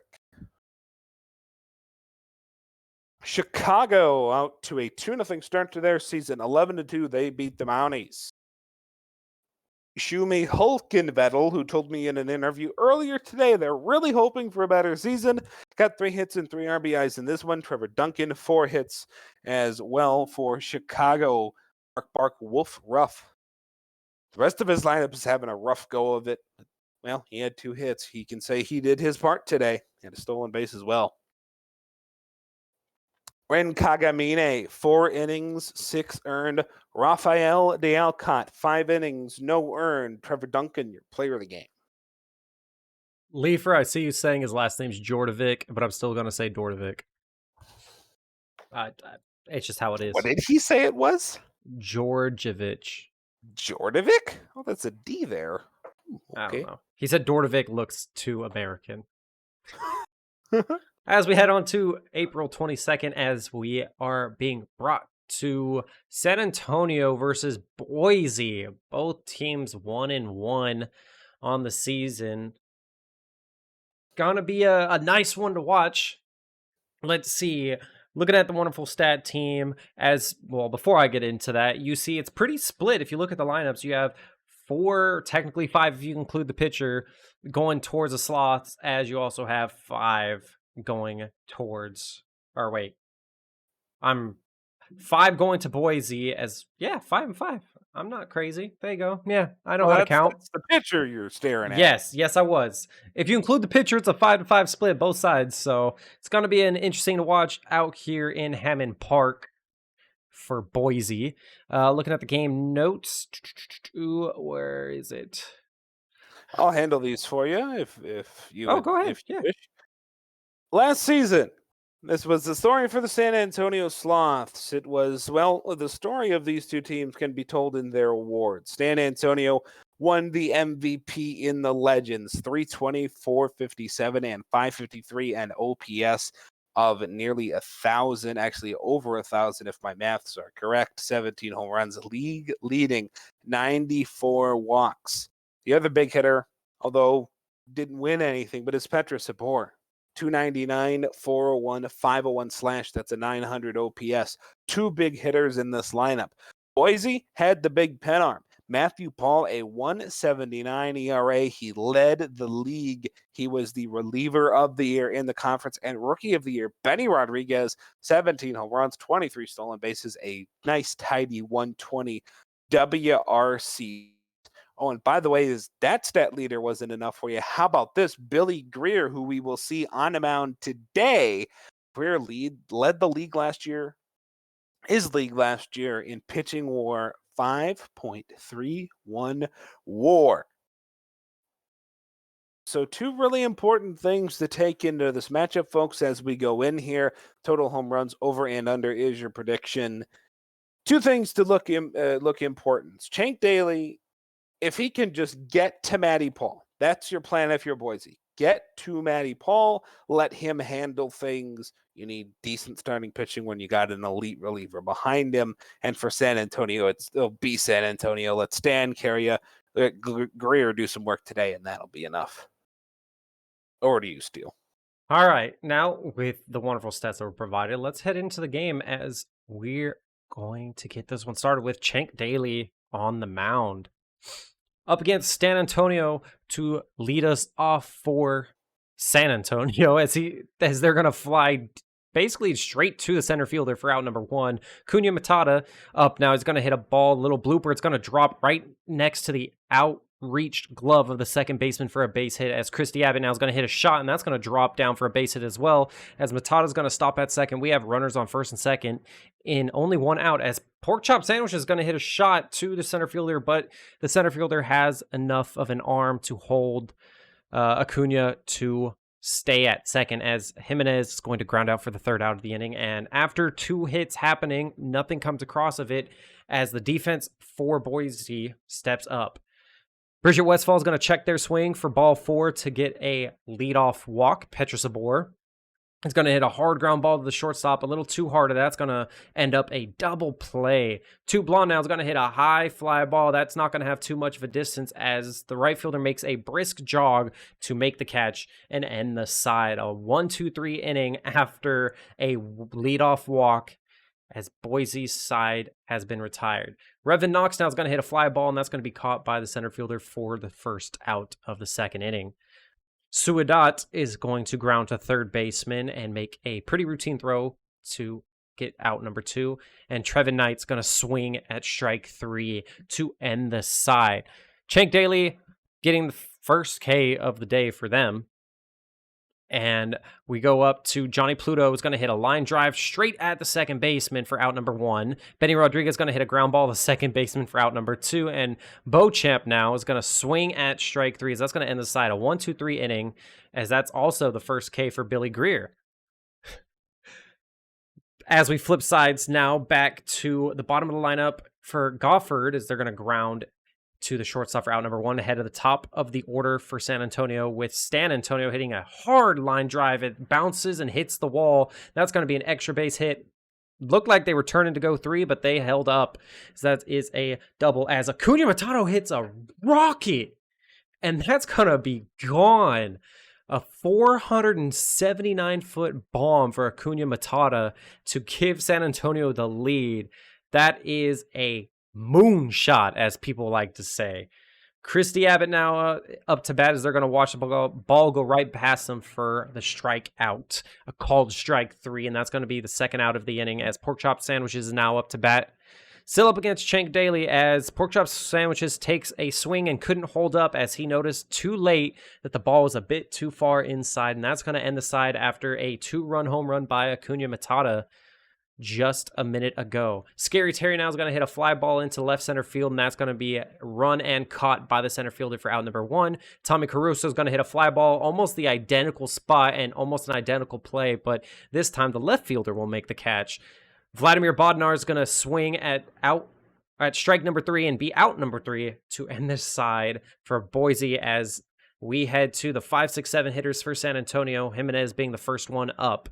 They're going to hit a shot, and that looks like that's gone too, and it is. That's into the bullpen, as that is 445 feet for Chris Jimenez, and that's going to increase this lead to 3-0, and I believe that puts you in the over. If I think it said 1, Revin Knox now is going to hit a ground ball to shortstop, and that's going to be out number 2. Suadat now is going to hit another shot into the gap. I thought that one had a chance to go too, but luckily it died, and that's going to be a triple, though, for Suadat, so he couldn't get a home run. Did he get thrown out? Nope, he's safe. He gets a triple on that one. Trevin Knight swings at a basically swinging bunt, almost runs that one out, but gets thrown out. Gofford now is going to ground, and unfortunately, Suadat doesn't get to touch home plate to add yet another run for them. Chank Daly, 3 strikeouts allowed, 3 earned runs so far in his outing, as we head to the bottom of the 4th, as Bridget Westfall hits a fly ball into left field, and that's going to be caught right at the beginning of the warning track for out number 1. Petra Sabor grounds to third baseman, who makes a long throw for the out number 2, and Toot Blonde grounds out to the shortstop. Looking at the out of town, we have Detroit leading 3-1 up against Nashville in the bottom of the 3rd inning as we switch sides. Seattle is losing to DVS 3-0 as San Antonio grounds out to second baseman. Providence and New York is tied 2-2. Acuna Matata, after hitting a 2-run home run, gets a walk, as Christy Abbott is going to... Oh, never mind. Acuna Matata is going to steal second before Christy Abbott's at bat. As Christy Abbott flies out to right field, will they test the arm?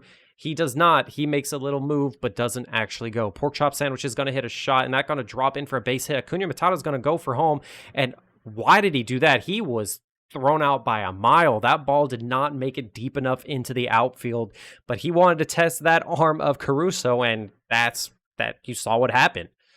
Johnny Pluto is going to hit a hard ground ball, and the first baseman's going to touch the bag himself for out number 1. Benny Rodriguez is going to strike out swinging, as that is the 3rd K for Billy Greer on the day.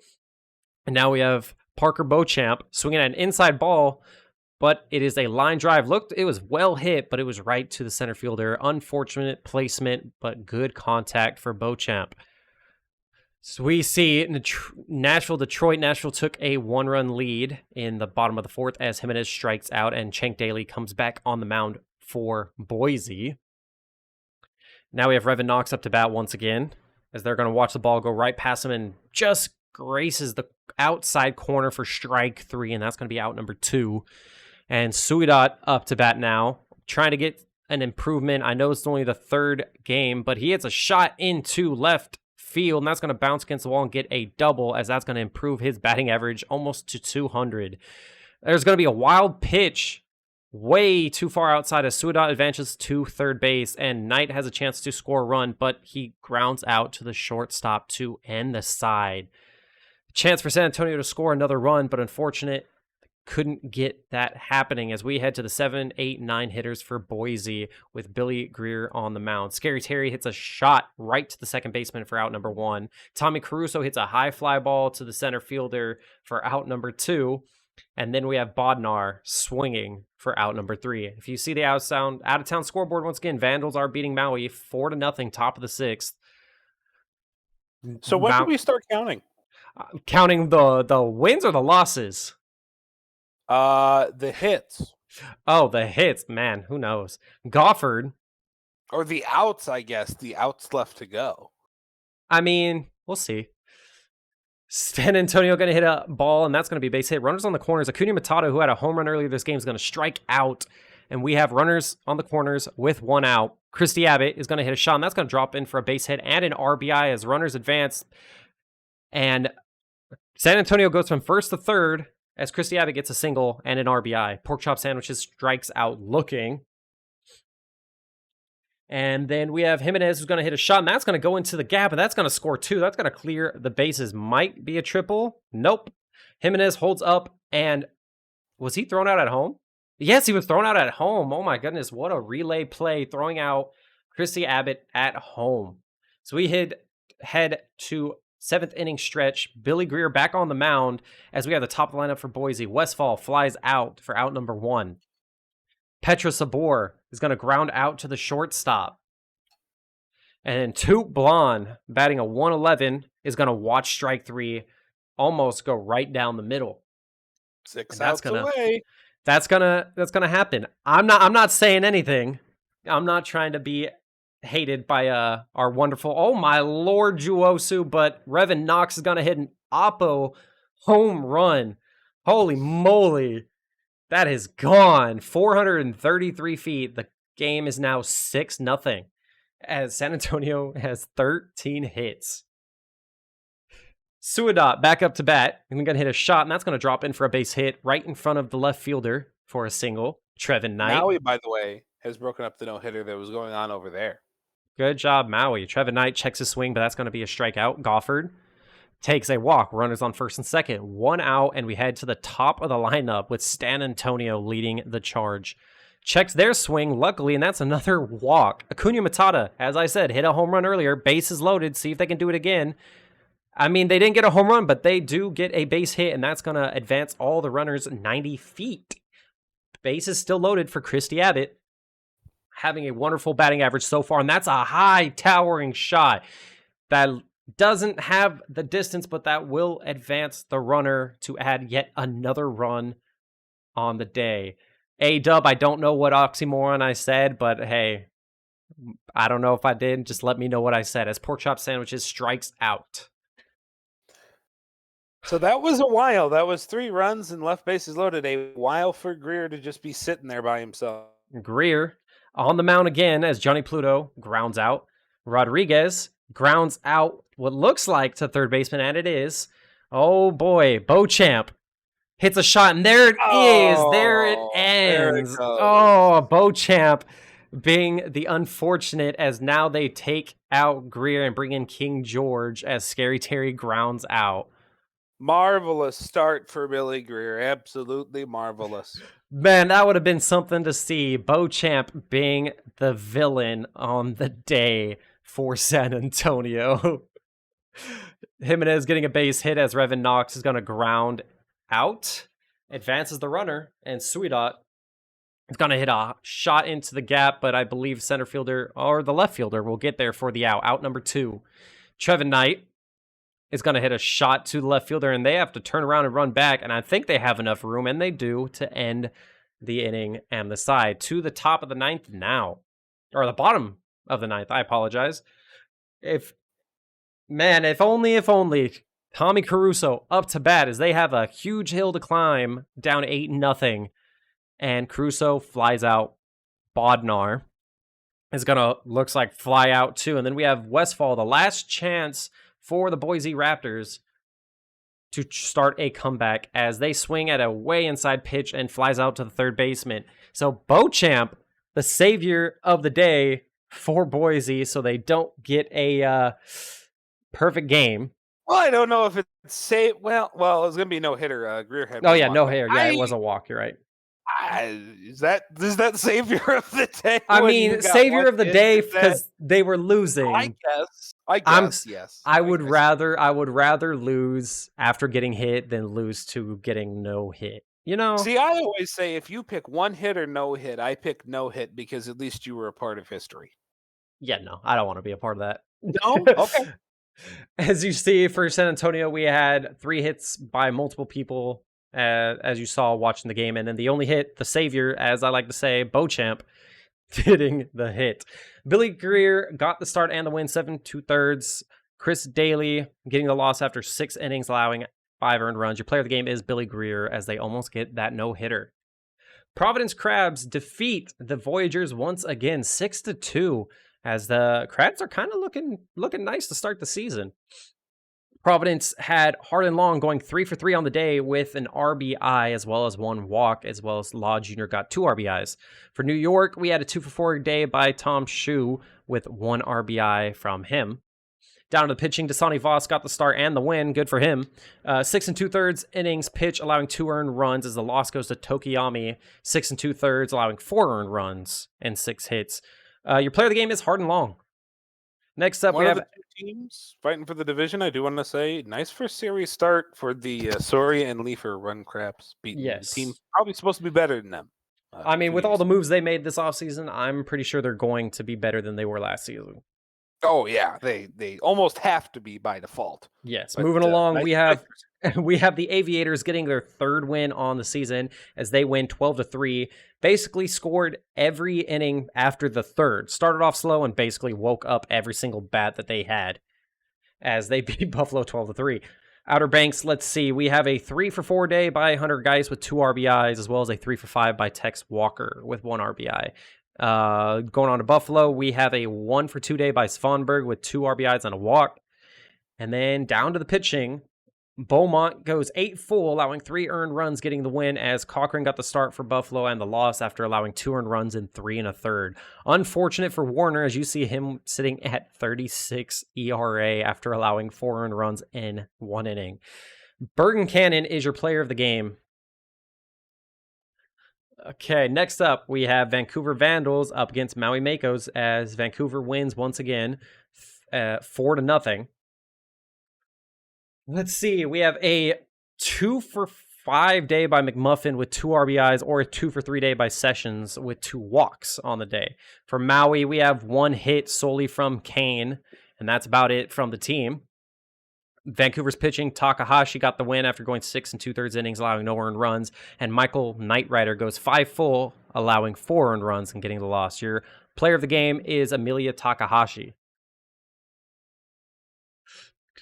Next up, we saw that game.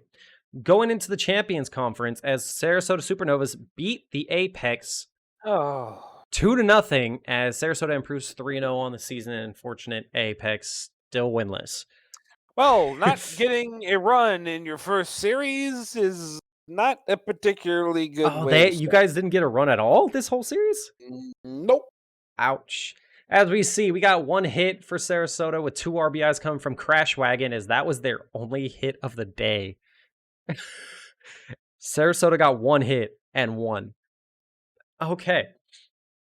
In Apex, we have a 2 for 4 day from Johnny Tsunami, as that's the best batter for the day for them.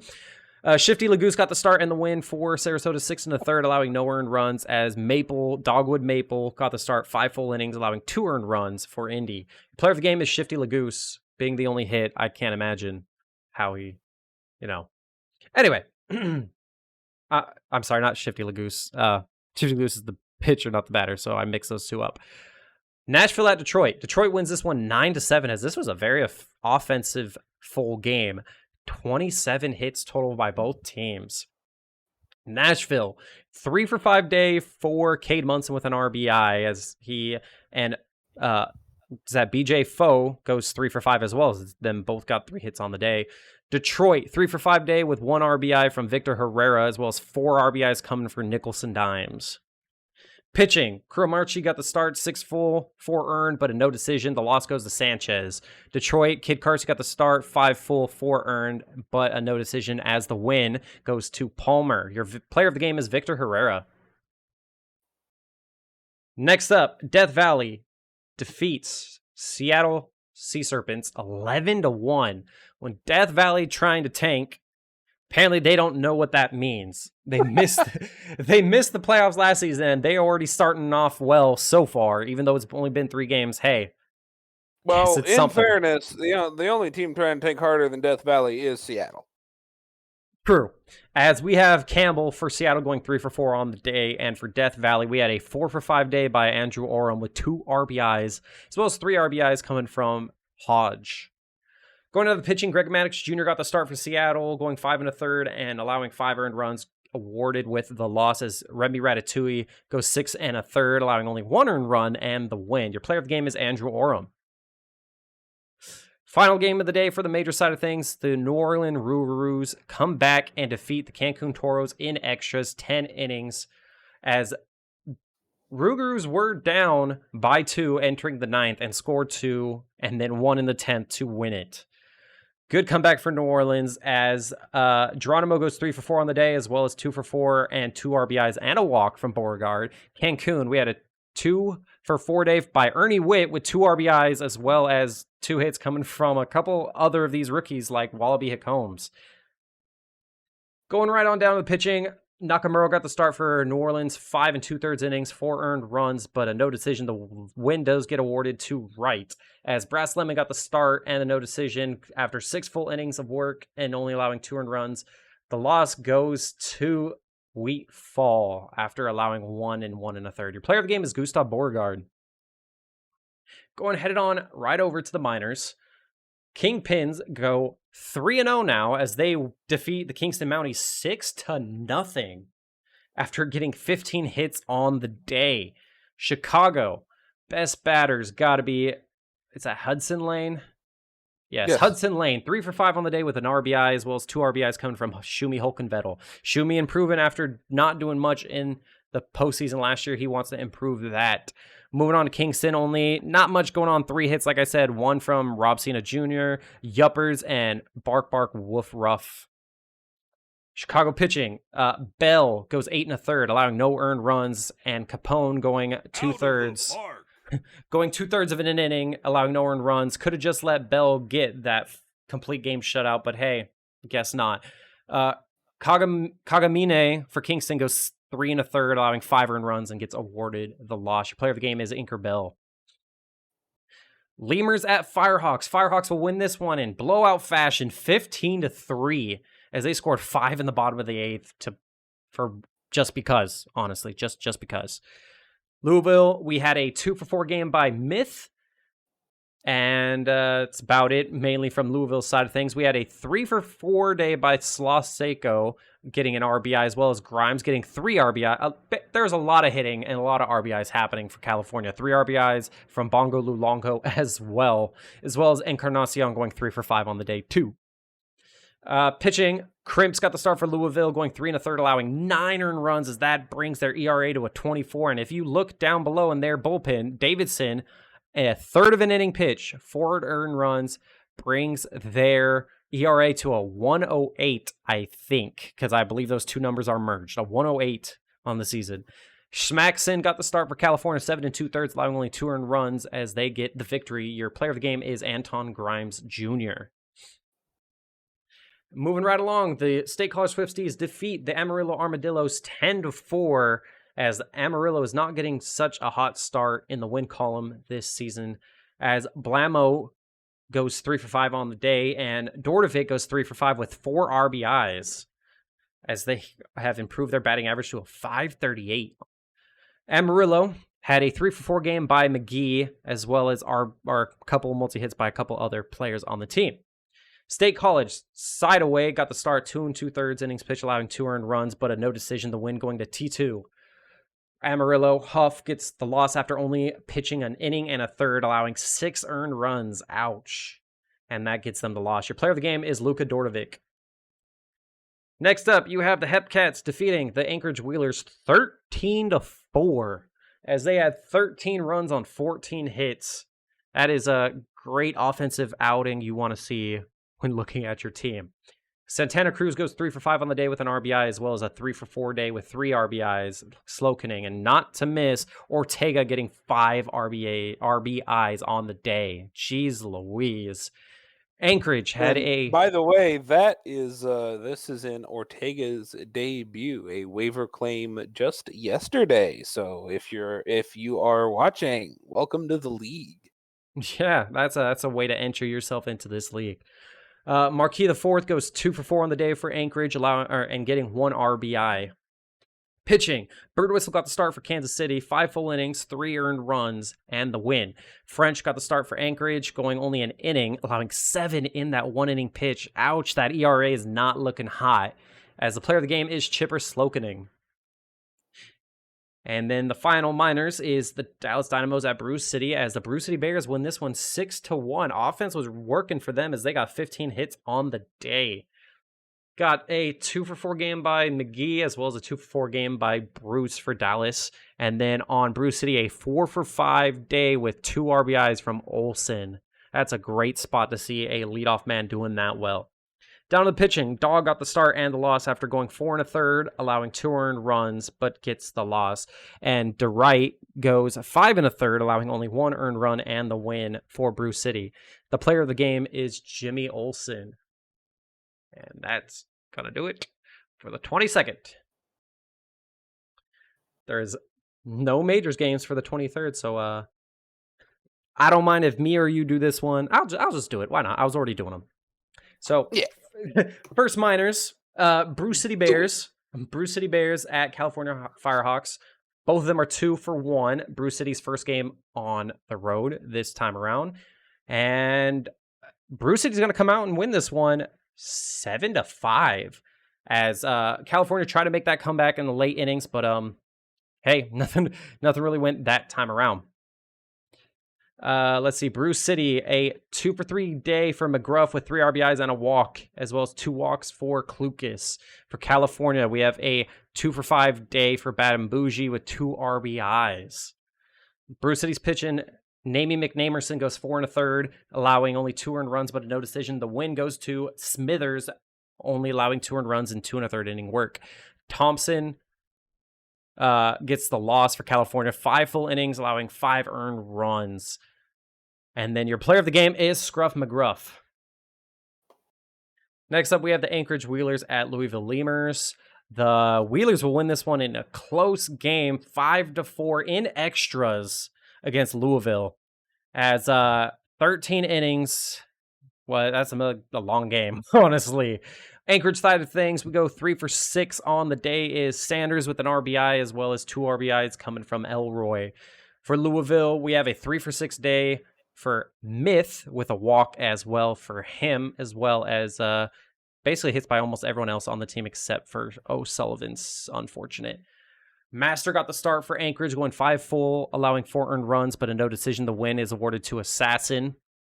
For Louisville, Junkball got the start, and 5 full innings with 4 earned runs. 4 earned runs, but a no decision as the loss goes to Krat. Let's see. Player of the game is Glizzy Master. What a name indeed. Next up, Amarillo winless against the 1-2 Dallas Dynamos, and the Amarillo Armadillos get their first win on the season. This one 9-4, as their bats woke up in the 7th inning, scoring 4 runs.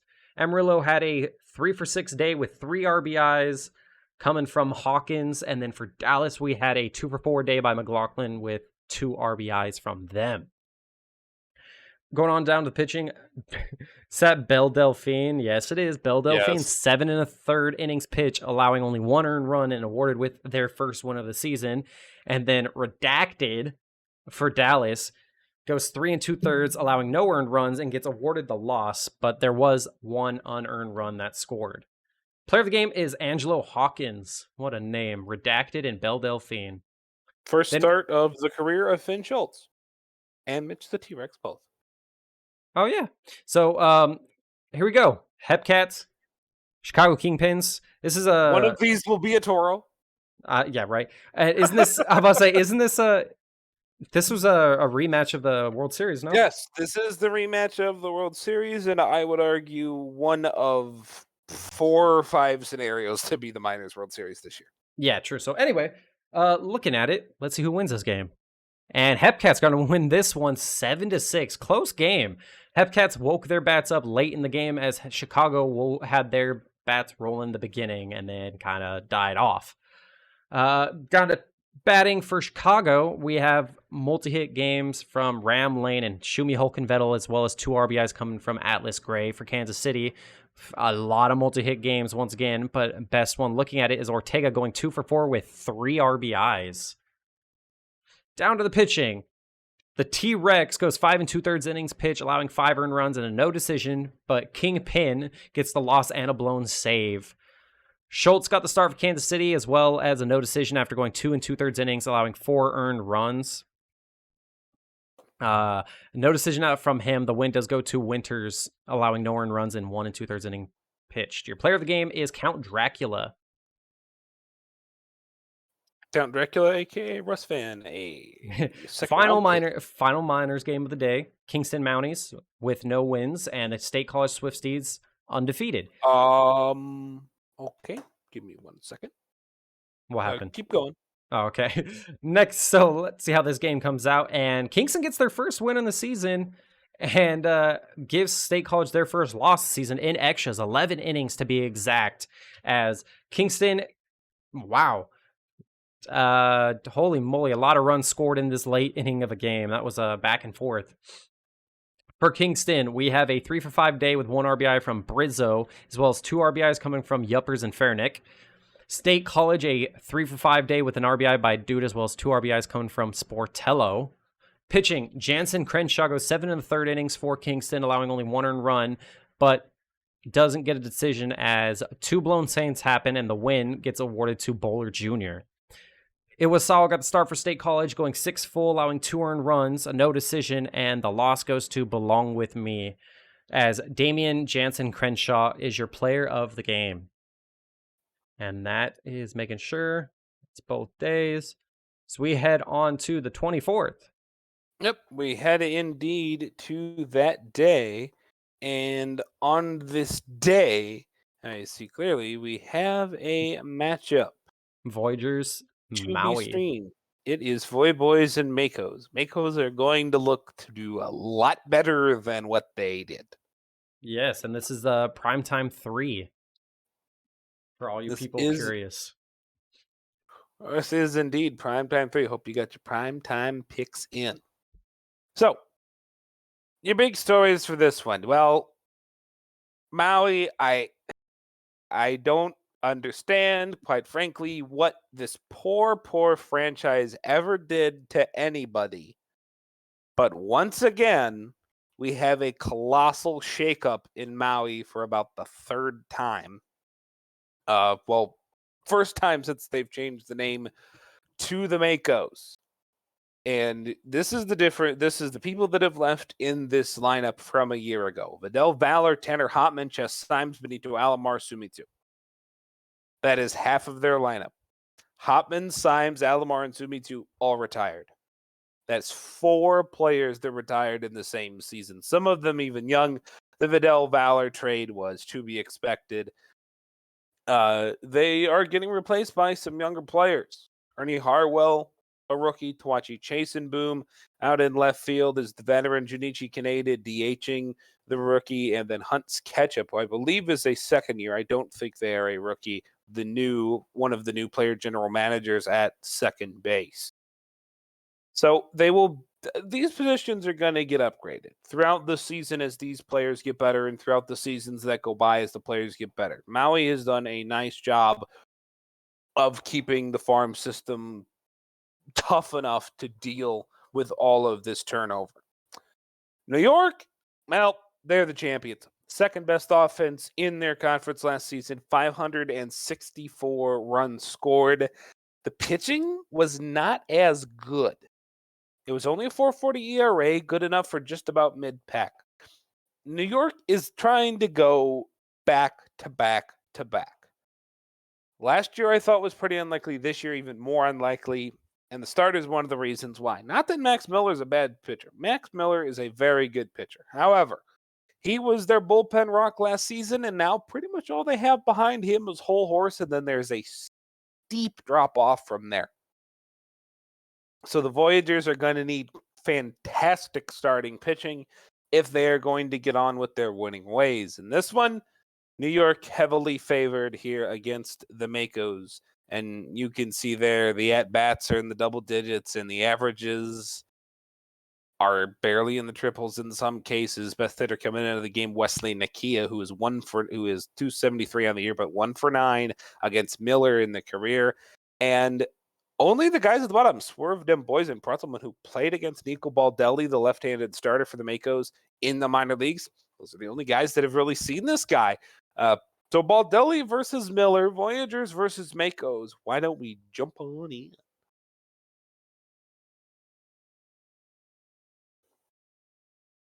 So it's Nico Baldelli to start things out against Joshua Stevenson, who's playing left field this year. Joshua Stevenson pops out. Here is Rusty Kuntz. Rusty, fly ball into left field. That is caught for an out. The 0-2 to Barbados Slim. That is a base hit up the middle. Here's Tom Shue. 2-1 to Shue. Lobbed off left side and caught for out number 3. We go to the bottom of the first. By the way, I will be glancing my eyes at the out-of-town scoreboard because my player is making their Major League starting debut, and I really hope I don't get axe-murdered. Tawachi Chasenboob singles up the middle. Peter Dawson Jr., 0 for 9 in his previous appearances against Max Miller, will not go 0 for 10. He will improve that to 1 for 10. It's a big hit. It's a double. The 1-2 to Philip Stein is in his center field. Hey, that's going to score a run. A nice start for the Makos.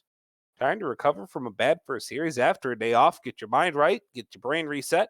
Wesley Nakia strikes out, though, to Miller. Here is Roberto Khan. Roberto Khan. Oh, line out to third. Hot shot. Good catch at the corner by Menard. Jay Kane struck him out. Top of the second's done. 1-0 Maui.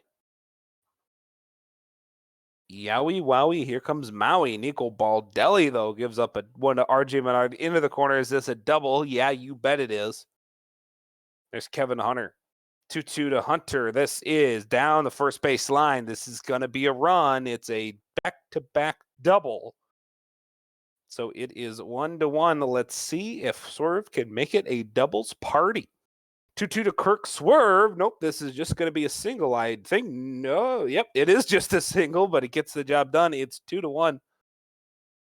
Baldelli had a good clean first, but not so much here in the second. 2-2 Swerve stealing second base is in there. Here is them boys lifted off into right field. That is caught deep into right.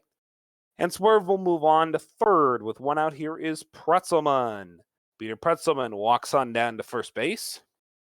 Here is Stevenson, the first pitch to Joshua. Oh, that's going to go by the catcher. That is a passed ball. That is on Ernie Harwell, the scorer says, and it's 3-1. Almost said 3-0. It is not. It is 3-1. Stevenson is going to walk eventually in that at-bat. And here is Rusty, a 154 BA, 3-2. He's going to walk again. 3-1 to Slim. And there's another walk. Nico Baldelli has walked 4. This is not a good start for Baldelli. See if he can settle down against Tom Shue, an MVP candidate last season. Here's the 3-2 to Shue. So much for the settling in thing. There's another walk. Steele, what do you do as a pitcher to get the walks out of your head? I honestly don't know. As someone who hasn't made a pitcher, but he's really got to solidify it down, man. He needs to calm down, take a couple breaths as he walks another run in. That's unfortunate. Well, actually, Scotty Omega walked that in because they pulled Baldelli. That is the third straight walked-in run. Omega, the 1-2, finally gets an out of Kevin Hunter. That was getting kind of ugly. 6-1 New York. So much for that good Maui start. I mean, the offense started fine. They've only came to hit once. They've got to run. It's just, well, that didn't do very well. So here we go, bottom 2. Hunt's catch-up. Hey, that's a base hit for Catsup. Maybe the Maikos can get something going against Max Miller. Killian Ray grounds into a double play, and here is Harwell. Ernie Harwell, that is smacked into the gap. That is a base hit for Harwell. Actually, a double for Ernie Harwell. And Chase and Boom will now hit with 2 away. Twachi Chase and Boom, ground ball to third. Menard on to first. And would you believe it if I told you the game was 6-1 through 2 innings? And the team with 1 run had more hits than the team who had 6. I mean, we With did half the see, balls being the- yeah, we did see the other, was it yesterday? We did see a team with only 1 hit beat a team with 6. Yeah, well, we prefer not to talk about those down there in Indy. Joshua Stevenson's going to beat out a slap hit. And here is Rusty. Stevenson first going to go for second. Yet he's safe. Here is Rusty who walks. That is the 7th walk issued by the Makos. Barbados Slim smacks this. Oh, nice diving stop to keep a run from Peter Dawson Jr. Give the credit there. Shu grounds out to second base. Shu doing Shu stuff. Just kidding, Shu. Top third's done. But yeah, really nice play. Peter Dawson Jr. probably keeps that in. He kept it in the infield. And he kept it from being 7-1. Speaking of Peter Dawson Jr., he's going to ground out here. Here's Philip Stein, the 1-1 Stein, center field. Oh, it's going over the head of Kevin Hunter. Ay, what happened there? It was fine, and then all of a sudden, it wasn't fine. Nakia strikes out his Roberto Khan, another offseason addition from free agency. Roberto Khan, goodbye, gone. 433 feet, and the Maui Bats are alive with the sound of music. 6-3. Jay Kane with 2 away. The 2-1 to Jay. Right field, deep at the track. Caught though by Swerve, who we will see hit third next inning. Menard, Hunter, and Swerve. Lefty, lefty, lefty. Coming up in the top of the 4th. Lefty, lefty, lefty to face the righty, righty, righty of Scotty Omega. That's a ground ball to first base. Now here's a walk of Hunter. Walk number 8 if you're keeping track at home or even if you're alone. Kirk Swerve strikes out of the outside corner. Nice framing by Harwell. Here's We Dem Boys, the 1-2. Dem Boys lifted into center field. This is for a second there, it even fooled me. I thought that was just going to kind of lift and lift and lift and lift until it lifted itself out. But it came back down into play for Stein to catch. Cooper Casey, by the way, got the last, 2 outs of that inning. Ketsup grounds out. He was 1 for 1. Now he's 1 for 2. Killian Ray is going to draw a walk at a full count. And here's Harwell. 1 for 1 on the day is Ernie Harwell. Although that's not the way you want to continue it with a fielder's choice this second. Here's Twachi Chasin' Boom. Oh, really beat it out. Nice running from Chasin' Boom. Good hustle to get down there. And now we are going to have a wild pitch. Get the runners to second and third for Peter Dawson Jr., who's going to walk. Here is Stein. 2-2 to Phil Stein. This is in a center field, and it is going to be caught. So Maui, they can hit. They just can't get anybody across the plate. They've only got 3 across on 8 hits, not to mention a couple of walks. So that's 10 base runners for the Makos. They've only crossed 3 on the plate. Here's Joshua Stevenson now after Pretzelman gets out. Stevenson flies to right.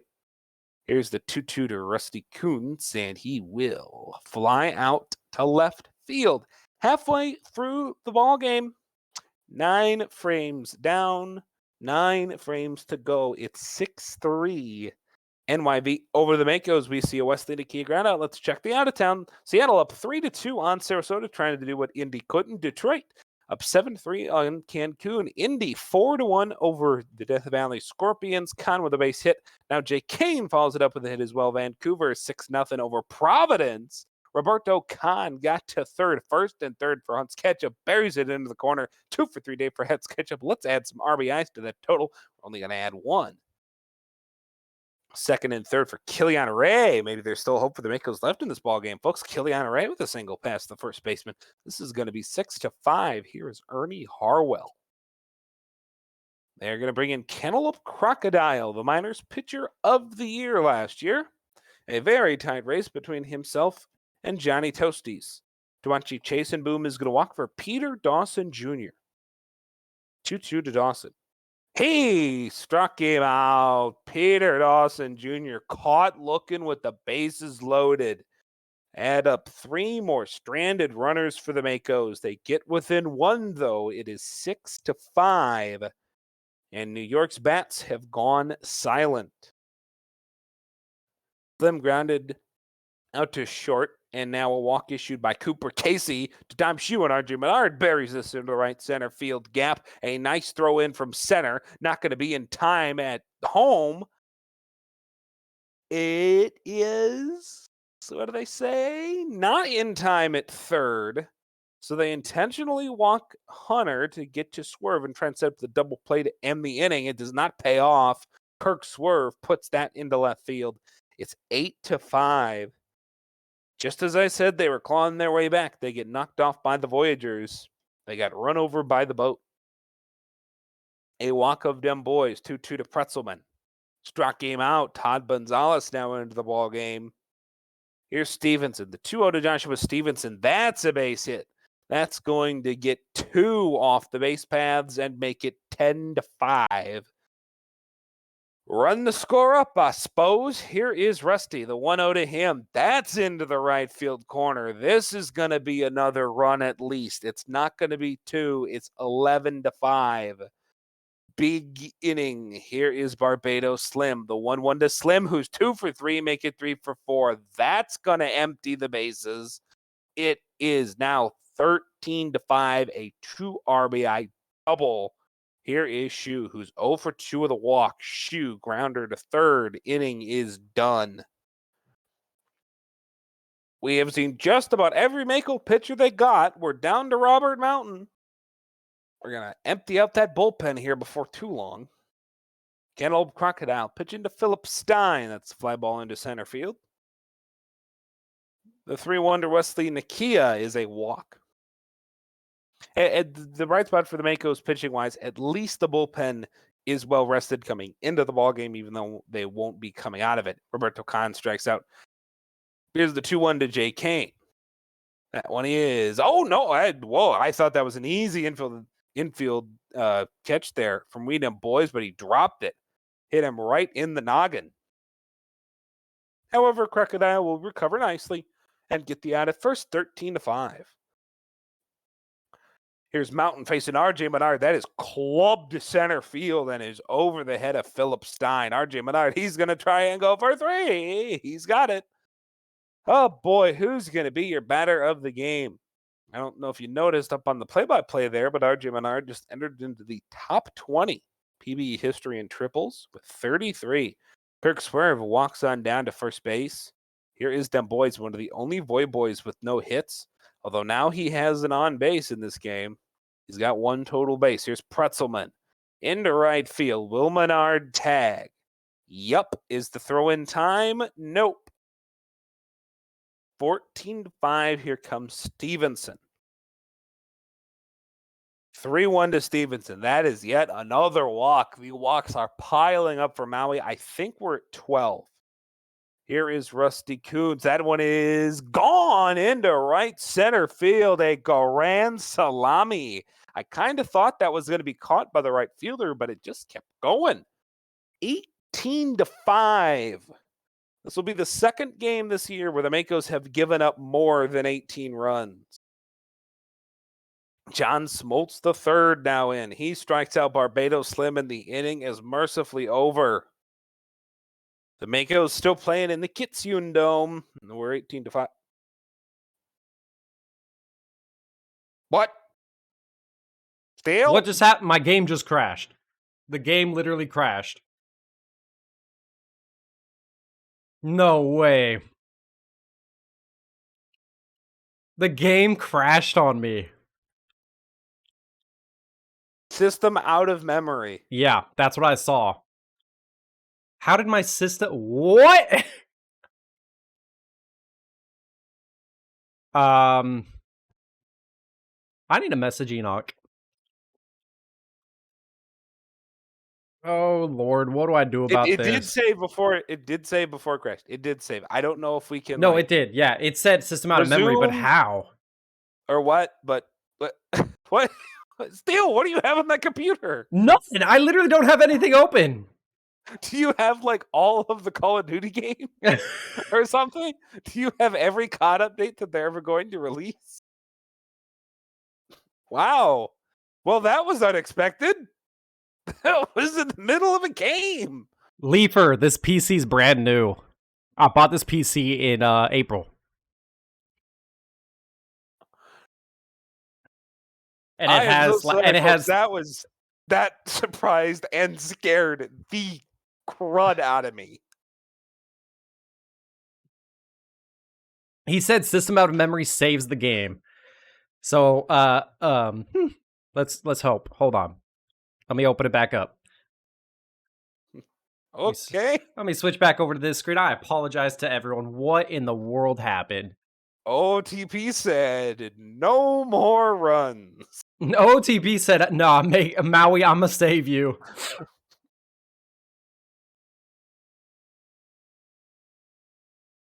No. Enoch, did the last game finish? Well, about that. Yes and no. Resim until Indy can actually score. Yikes! What the world? Ryan, aka 19 AJV, actually might not be wrong. OTP did not want to see a position player pitching. I think we were if we ever get back to that game still, which I think we should be able to. I want you to put up the widget for how many relievers are left because Maui might be out. Hold And on. like, I'm serious. I think they might. No, I think. Oh no, they have St. Brown left. They have St. Brown and Stormless left. Actually, wrong. They do have two. I don't. Woo. Okay. So I don't need to download the file because it's saved, correct? Yes. Okay, because It's saved on I your- see right here around the league, and it says paused. Hold on, let me cut to the screen.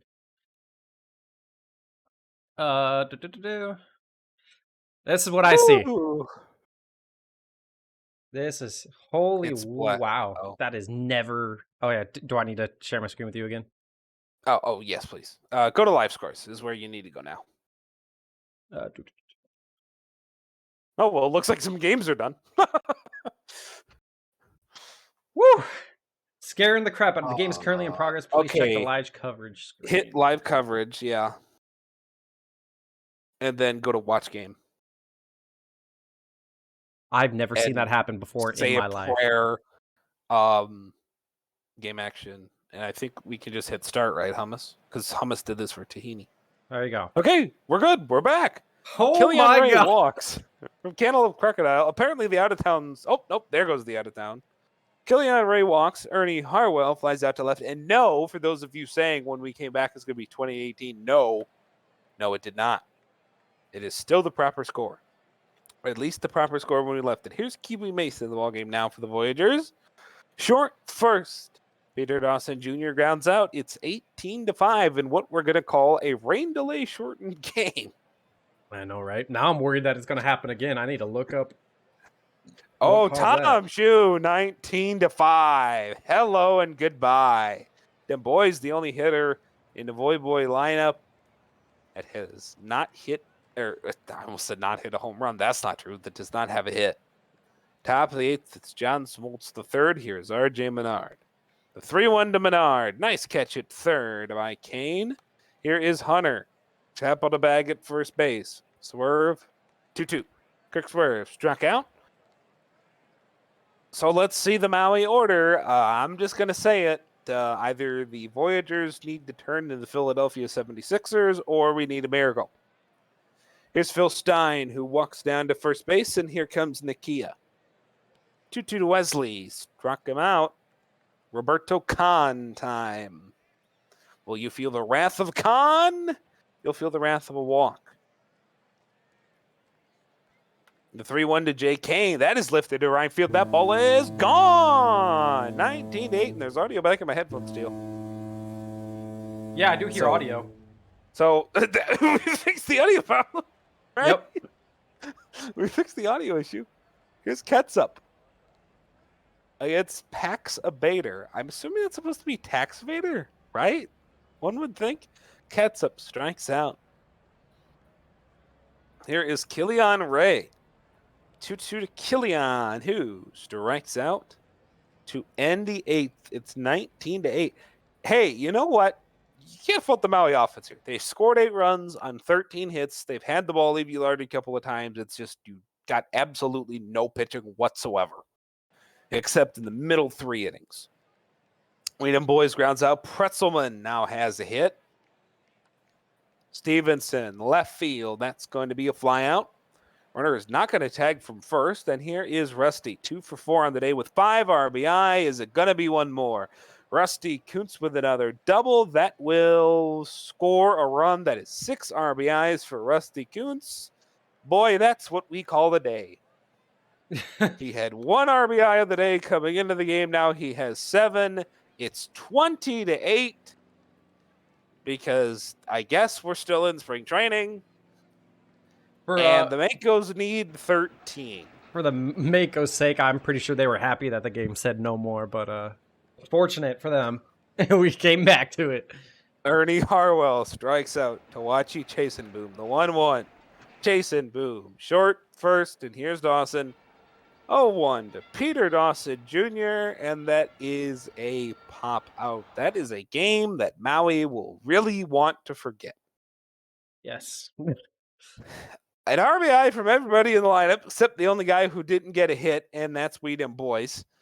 6 RBIs. Your batter of the game is Rusty, and I wanted to see the walk. 13 walks, 1 from everyone in the lineup for New York. Oh my goodness. Maui's offense was actually really good, though. They had double-digit hits and 7 walks as a team.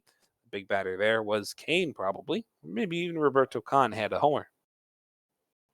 Pitching-wise, they used Botelli, Omega, Casey, Gonzalez, Mountain, and Smoltz. That's 6 arms. 5 out of the bullpen for Maui. They're in trouble for next game, too. Miller, Crocodile, Mesa, and Debater. Yeah, you saw this game. You saw that Rusty was your player of the game with 6 ribbies. Okay, whoa. They're all final. That was the last game. Yeah, but it's just weird seeing that at the top. So we Gucci, I hope. We Gucci. You know who's really Gucci is Vancouver. 6-0. They shut out the Crabs. They're off to a hot start. Zach Lodge, Herb Sessions, and Toby McMuffin all with 2 RBIs. Just 3 hits as a team for Providence. Pitching-wise, let's walk on down to it. It's Cade Tachibana, 5 1/3, 4 earned. Then Ginsburg, Pat Rogers, 6 innings, no earned. Then Towson, who gets the first save of the year. And Rogers is your player of the game in front of just 232 people. There must have been a strike or something going on outside the stadium in Vancouver.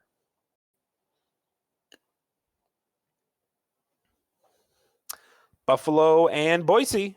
B versus B, and B wins. B for Boise, that is. 4-2. Westfall and Sabre, 3 hits at the top of the lineup. Buffalo had 2 hits apiece from Taters and from Gonzalez. Made up 4 of the 6 hits. Let's look at the pitching. Wohler, 6 innings, 1 earned. Matty Paul, second hold of the year. Kyle Bellinger Jr. got the start. 5 innings, 3 earned. Graves, 2 2/3, 1 earned. And Wohler is your player of the game at Hammond Park.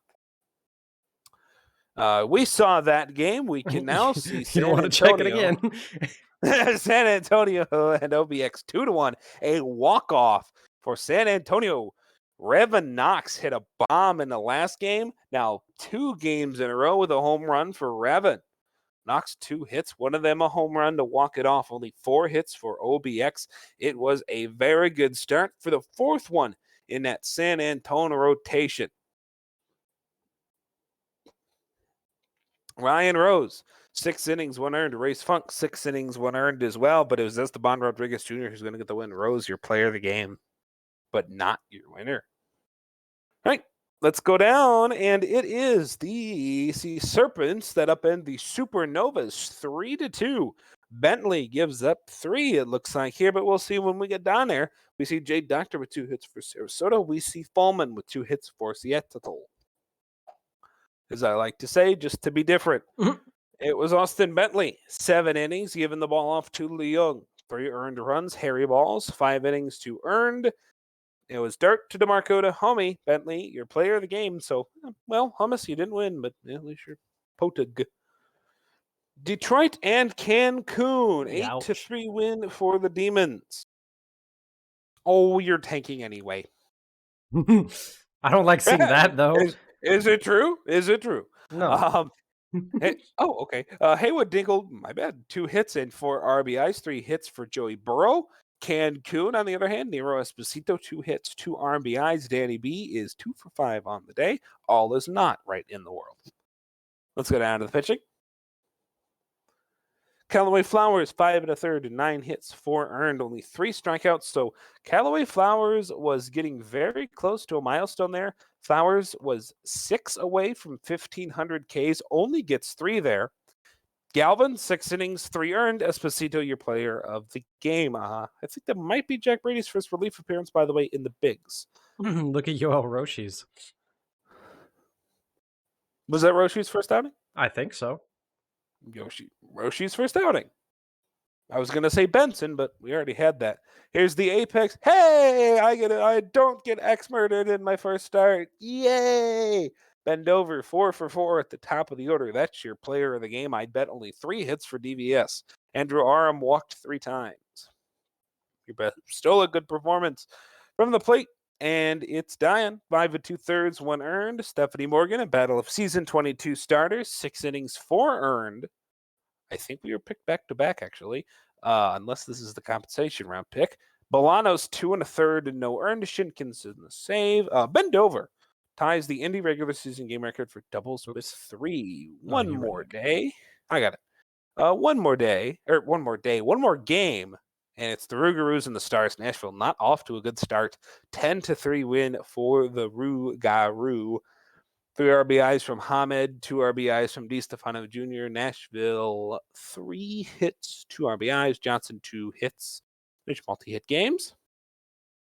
Pitching, Mazeroski to DeFerrari to right to 43 is how New Orleans got it done. Mazeroski the win, 43 the save. Hendrick Baxter, 2 1/3, 5 earned for Nashville. They went then to Los Sanchez, Sergipper, and McFlorida Man, and Gustav Beauregard was your player of the game at Full Moon Stadium. All right, minors time. It's an off day. Nice. So moving right along to the 25th, as this is a Indy versus DVS game. As we have Doug Dangley against Justin Sims. The 1-3 Apex. Oh, you were a part of the Apex first win on the season. Nice. Against the what used to be the team that everyone hated facing. The Death Valley Scorpions. Detroit Scorpions. I was gonna say the Detroit Valley. Oh, by the way, a 250 BA on 20 at bats. That is exactly 5 hits. Congratulations, Fairleigh Hank, 1,000 in the PBE. 1,000 hits? Mm-hmm. Oh, nice. 1,000 hits in the career. Congratulations. Let's see. Stat team for this final sim game. Well, actually, I know I just did one. But Steele, since you got your team, I feel like it's only fair. I mean, if you want to, I'm all for it. Go ahead. That I get mine. You know what? Well, maybe we won't hit. Who knows? Apex. I don't mind it. Go ahead. Apex and the Scorpions. We are going to get to see Dangley, who didn't do too well in his first start, but it was fine, just not absolutely fantastic. 491 after his first starter, though he did K. Okay, how's K? Oh, actually, never mind. I just fooled myself into thinking this stat is not what it was. How does he have 9.8 Ks on the season? Well, that's his Ks per 9, you genius. Justin Sims, 7.5 Ks per 9, matching his 7.5 ERA. All nice and tidy and such. Let's take a look at our stats and information. Indy and DVS. Well, it was the first time in a long time, and I mean long, longer than I've been in this league since DVS missed the postseason. They missed it. For Indy, it was the first time they made the postseason last year. DVS first baseman Andrew Orem was fantastic last season. He hit 310, 406 on base, a 656 OPS. Hello. 37 home runs, 101 times come across, 98 RBIs. Orem is their big hitter, and if you're going to go look at this order steal, he's the only one left from those great Scorpion teams, unless you want to include Alderson, which I think is fair, although Alderson I'd consider in that next wave. And Orem's picking up right where I left off. He's got 1,300 OPS so far. Alderson's at 1,200 as well. The Apex made some changes. Tilapia Salmons has gone to retirement. A new wave of prospects is up. Andrea Magiacomo is out, and Zach Mouse is in left field. And I think there's nothing left to say except for apparently Sailor Twift actually hits good against somebody, and somebody's name is Justin Sims, 11 for 38 in Sailor's career. Although Sailor Twift to start the year is doing Sailor things and hitting .071. Yikes. Are we ready? I think we are. So here we go in Death Valley. Ben Dover to face Justin Sims. Dover bounces to first base. Here's Mouse. The 1-0 to the newly acquired Apex, Zach Mouse. He is going to double into the right field corner. Welcome, Zach Mouse. That's your second hit as an Apex. Dustin Parmalee, the 3-hole hitter, strikes out. You can see the Apex not been able to hit that ball very well, although Johnny Tsunami, as I say that, into center field, and Zach Mouse is dead as a mouse in a trap that got lured in by some cheese. That was some animation throw-out cheese by Chris Jacob. Now here is Doug Dangley, who will give up a bloop single to Stretch McGibbon. Now here comes the previously mentioned Orem. And, they backpicked! That's insane. Stretch McGibbon just got backpicked. I've never seen the game backpicked, period, let alone actually get there. And now Doug Dangley, I thought he was just going to throw to first. No, he went to second and got the lead runner. What in the world?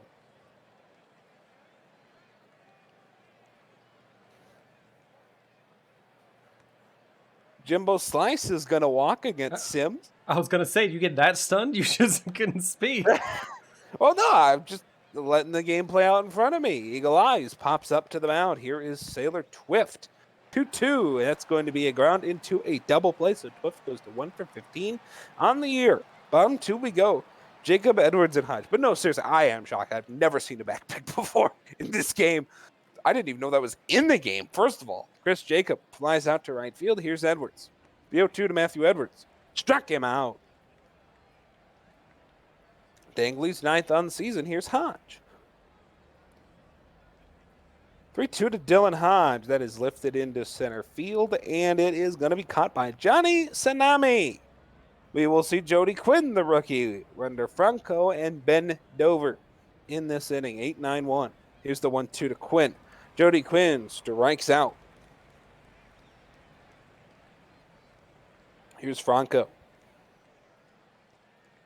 First pitch to Franco. Is going to wonder what could have happened if he took a pitch in that at-bat. Here's Ben Dover, 2-2. Ben struck him out. Justin Sims. One of the strikeout kings of the PBE. He's great at getting them Ks, and he's got 3 so far today. Here's the terrifying ghost alien thing gets a base hit. Against Mr. Dangley, Benz is going to hit into one part of a double play, but it will not be completed. That's a fielder's choice. Stretch McGibbon. Now, will this be a double play? Yeah, it will. We are through a third of the game. We have no runs either way. Speaking of no runs, it's no runs and no hits for the Vancouver Vandals. Against the Providence Crabs, nothing there. No hits for the OBX Aviators either. 2 outs for Mouse and Parmalee against Sims. And now Tsunami will ground out. Nothing happened in that half for Indy. Let's see if Orem, Hank, and Alderson can get it together. Here is the 1-0 from Dangley to Orem. That is a ground out. Here's Hank, the 1-2. Barely struck out. Here's Alderson hitting .471 on a year. Alderson the backstop for Sims today. The 1-1 bouncer to second on to first base. Connecting is Twift and Mouse. Twift and Parley. We're at 1 up too high there.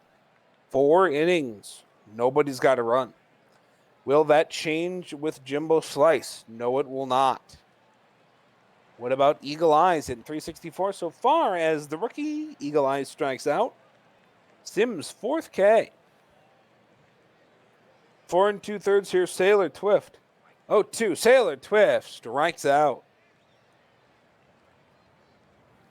So 5 innings. We are halfway through the game, 9 frames down, 9 frames to go. And if you check your watches, you'll see as many runs on your watch as runs in the ballgame. That would be none. Jacob flies out to center field to Tsunami. Edwards strikes out. Dangley doing a nice job here. 4 2/3, only 47. Do the math here. 51 pitches. Nope, 52. I was wrong. Here's Dylan Hodge. First base to Parmley. Covering is Dangley. And now we are headed to the 6th. It's 0-0. Scoreboard check. Full Moon Stadium. Nashville beat New Orleans 3-2. Providence still no hitting Vancouver. That's in the 4th. Hang on, we got a Jody Quinn double to break in for Boise and Buffalo. It's 1-0 Buffalo there. It's OBX 3, San Antonio 1. They got out of the no-hit problem there. Bronco flies out to center field. This is the first time a runner's been in scoring position today. Ben Dover walks. I know this is the first time we've had more than one runner on base. Here's Mouse. 3-2. Zach Mouse, that is clobbered to right field and long gone. So Justin Sims blinks first in the pitcher's duel. 3-0 Indy. Mouse clobbered that one. Second and third hits as an apex, and the third one resulted in his first 3 RBIs as an apex. Here's Dustin Parmley. That's going to be a double for the hard slugging first baseman. And here comes Johnny Tsunami. 2-2 to Johnny. Bouncer to first. Covering is the pitcher Sims, who's still in the ball game. Here's Jimbo Slice. Little whack to short. Ooh, bad play there by It's going to be 4-0. Don't want to see that. Sims still in the ballgame to face Eagle Eyes and strike him out. So I'd venture to say at 90 pitches and, well, it might be 3 earned, it might be 4. We'll have to see. It is 4, actually. See in the bottom right there? It is 4 earned for Sims. I would assume his day is done, but a guy whose day isn't done, at least for now, is Doug Dangley, who gets to fly out to second. Here's Benz, who strikes out. And now Stretch McGibbon. Maybe he can stretch his legs and really fly. The 1-1 to McGibbon. He will make Jimbo Slice's arm stretch out as he fires to first base. Bottom 6 becomes top 7, and it is still 4-0 apex. Here's Sims striking out the other Twift. So Justin Sims still in the ball game. He will get K number 7, brings his season total to 12. Here's Jody Quinn now. He doubled to get the rally started for Indy. Well, there's a rally if it's... I'm going to call it a rally anyway. I don't know if it's a rally if it's 0-0. Sims strikes him out. That's 8. 3-2 to Wonder Franco, who tapped on the bag at first by Orem. That's where he grounded to. Sims at 108 pitches gets through 7. Now DVS. It's stretch time in the Valley of Death. Andrew Orem into center field is going to make it the Valley of Death. 4-1 rather is now your score because Andrew Orem porches this one, his 3rd home run on the young season. And that's pretty good if you ask me. 5 games, 3 home runs. Well, that's going to be it for Doug Dangley. As a fantasy owner, I approve of this decision to take out Mr. Dangley, and it's you need to calm down. Uni gets out his first 2 batters, 1 on a pop out to first, 1 on a strikeout of Hank and Alderson. Here's Jacob. The 2-2 to Chris. Chris grounded to first base. Parmley taps on the bag. Uni already thrown 5 1/3 innings so far this year. 1 more out, and they will have thrown more innings than the number 4 starter. Here's Ben Dover, who heads on down to first base. On a walk, here is Mouse, who homered last time up 3-2. Oh, nice backup at third by Edwards to grab that one. And now here's Dustin Parmley, right center. Is that gone? Yeah, it sure is. And it's 6-4. Deep arm. Dustin Parmley connects his first home run and RBIs of the season, and it is 6-1 apex. Here's Icebox Johnson now facing Tsunami after giving up the home run. Johnny flies out. 2 outs for Jimbo. Jimbo slice hit into center field. Love that crack of the bat sound. Good to hear it back again here on opening week. Fly out to center is what that was to Jacob. In case you missed it, let's go bottom 8 for Uni to Matthew Edwards. Ground ball to second, on to first. That's it for Edwards. Here's Hodge. Ooh, Dylan Hodge gets whacked right in the back. And here comes Uni still in the game to face who walks. Uni needs to calm down. Nope, they're going to bring in John Barron to face Benz. Nice dive. That's a nice diving stop by Twift there. Keep the ball in play here, stretch McGibbon. That is not a nice pitch by Barron. That is wild, and it's going to be 6-2. I'm getting a sense of rut row. Oh, boy, it's Aram. The 1-2. Sorry. That's McGibbon. Now it is Aram. Now here's the 2-2 to Andrew Aram, who gets this into left. It's going to get down, and it is going to be 6-4. Andrew Aram is having himself yet another day. He's having himself a nice first sim. The 0-0 to Fairleigh Hank. Oh, nice diving catch in left field to keep it right where it is. Zach Mouse flashing the leather to the fans. Eagle Eyes, Twift, and Quinn. 2-0 from Icebox Johnson to Eagle Eyes, who grounds out. Here's Sailor Twift, who's going to get a base hit. Hey, that's Twift's second hit of the year. Here's the 0-1 to Jody Quinn. Jody grounds into a double play. All right, let's go to the ninth and what I can only assume to be Eric Bolanos. Or it's not. John Barron going to try and finish things off. Alderson strikes out swinging. That was way outside. A screwball that'll tear your shoulder in half.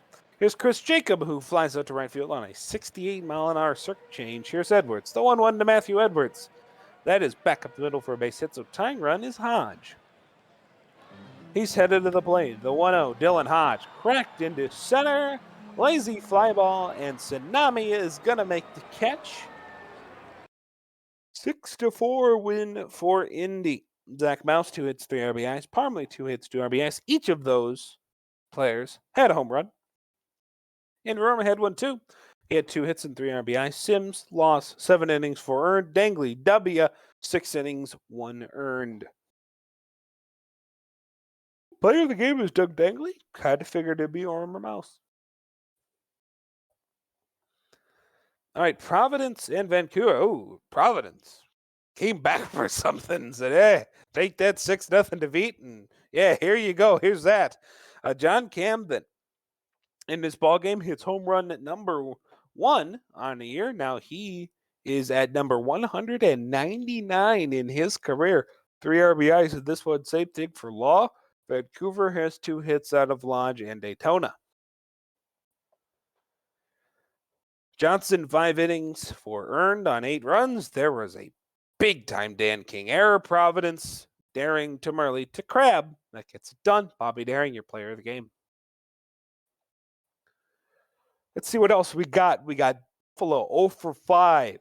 9-3 win for the Raptors of Boise. Rodriguez, Pluto, Sabor, Terry, and Westfall all getting multi-hits there. Multi-hit games from Buffalo are Finreis, Svanberg, Spock, and Gonzalez. Both teams have double-digit hits. Off of the pitching tandem for Boise of Lucas, Bisquick, and Hodder. The quad for Buffalo of Balken, Warner, Sutherland, and Law. Lucas, your win. Balken, your loss. Danny Gonzalez, your player of the game, but losing team. Maui is going to get their first win of the year. They beat New York 2-0 this time. Regnaleb Sivart gave up 2. That's all they needed. Barbados Slim continues a nice start. 2 for 3 with a walk on the day. Nobody else got multiple hits. Maui heads Phil Stein 2 for 4. No one else had a multi-hit game. Let's go down to the pitching. I mentioned Savard earlier. I'll start with him. 6 innings, 2 earned in the loss. Evans, 1-1 on the year now. 7 innings, no earned on the W. St. Brown the save. Evans, your player of the game.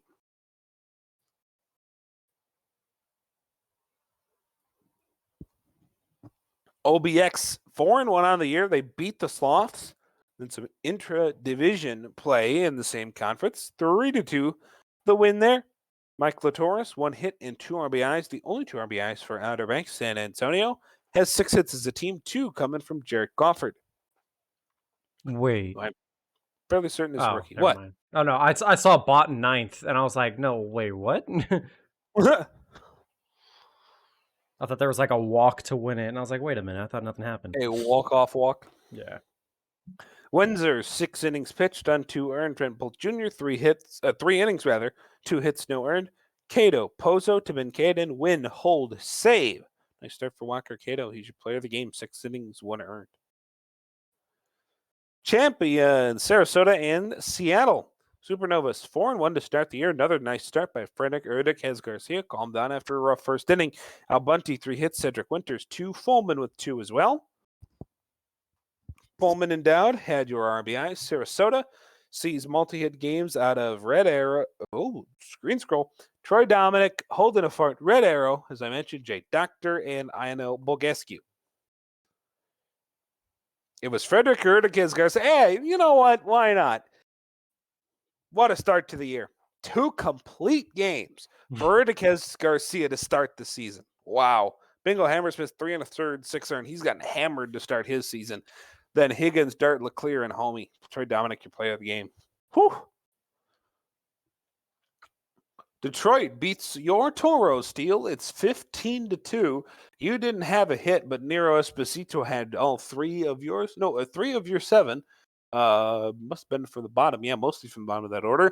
Detroit, oh boy, all these hits here. Look at Stacking Paper with 4. Look at Dingle with 3 and 4 RBIs. Look at Danny B with 5 RBIs, more than doubling his season total. Danny B had a home run. Wow. I didn't know that was possible. Danny, a more shifty, hitty build. Molly Mitchell, 7 1/3, 2 earned. Leo Robert, 3 innings, 6 earned. Haywood Dinkel ties the Detroit regular season record for runs in a game with 4. 4 times that man came across and he got 6 RBIs. That's what we call a productive day. We already saw that game, so we can see Nashville defeat the Rougarou 7-3. 5 hits and 5 attempts for Gustav Beauregard, but it wasn't enough. He certainly did his job. Just nobody else did theirs. 2 hits and 2 RBIs from Zach Johnson, who's hitting 500 to start the season, and the rookie Jebediah Crunkett 500. 1 for 4, though, today with 2 strikeouts. Let's go to the pitching. Aiden McDougall, 3 2/3, 5 earned. Lucky El Charo with the win, 6 innings, 3 earned. Gustav Beauregard ties the Champions regular season record. 4 hits in a game with 5. And down to the minors we go. Down. Way down we go, and we find California winning 3-2 at the Left Shoe Factory over the Bruce City Bears, who did out-hit them, but couldn't outscore them. 2 hits and 3 RBIs for Grimes Jr. there for California. BCB, 3 hits and 2 RBIs for Stevie Steve, 3 hits for Underrated, having a very well-rated season, 2 for 4 so far, and a 526 BA. Hunter Havoc didn't really cause any havoc for himself or for the Firehawks. 5 innings, 2 earned. It is Cheeks who's going to get your loss in the blown save. Wade Silliams, 5 innings, 4 earned. Anton Grimes Jr., your player of the game. Someone explain to me how you get a blown save in the 5th inning. Don't really know. Because it's the 5th inning. Lemur, 6-3 win over the Wheelers. Thurgood Sassafras, Ruben Ramirez, Forrest Gump. Those are your multi-hit games there.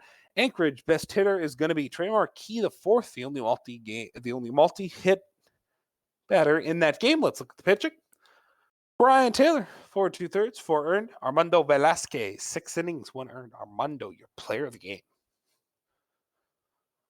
Dillos and Dynamos. The Dillos 2-3. Now the Dynamos down to 1-4, 8-2. Your final score.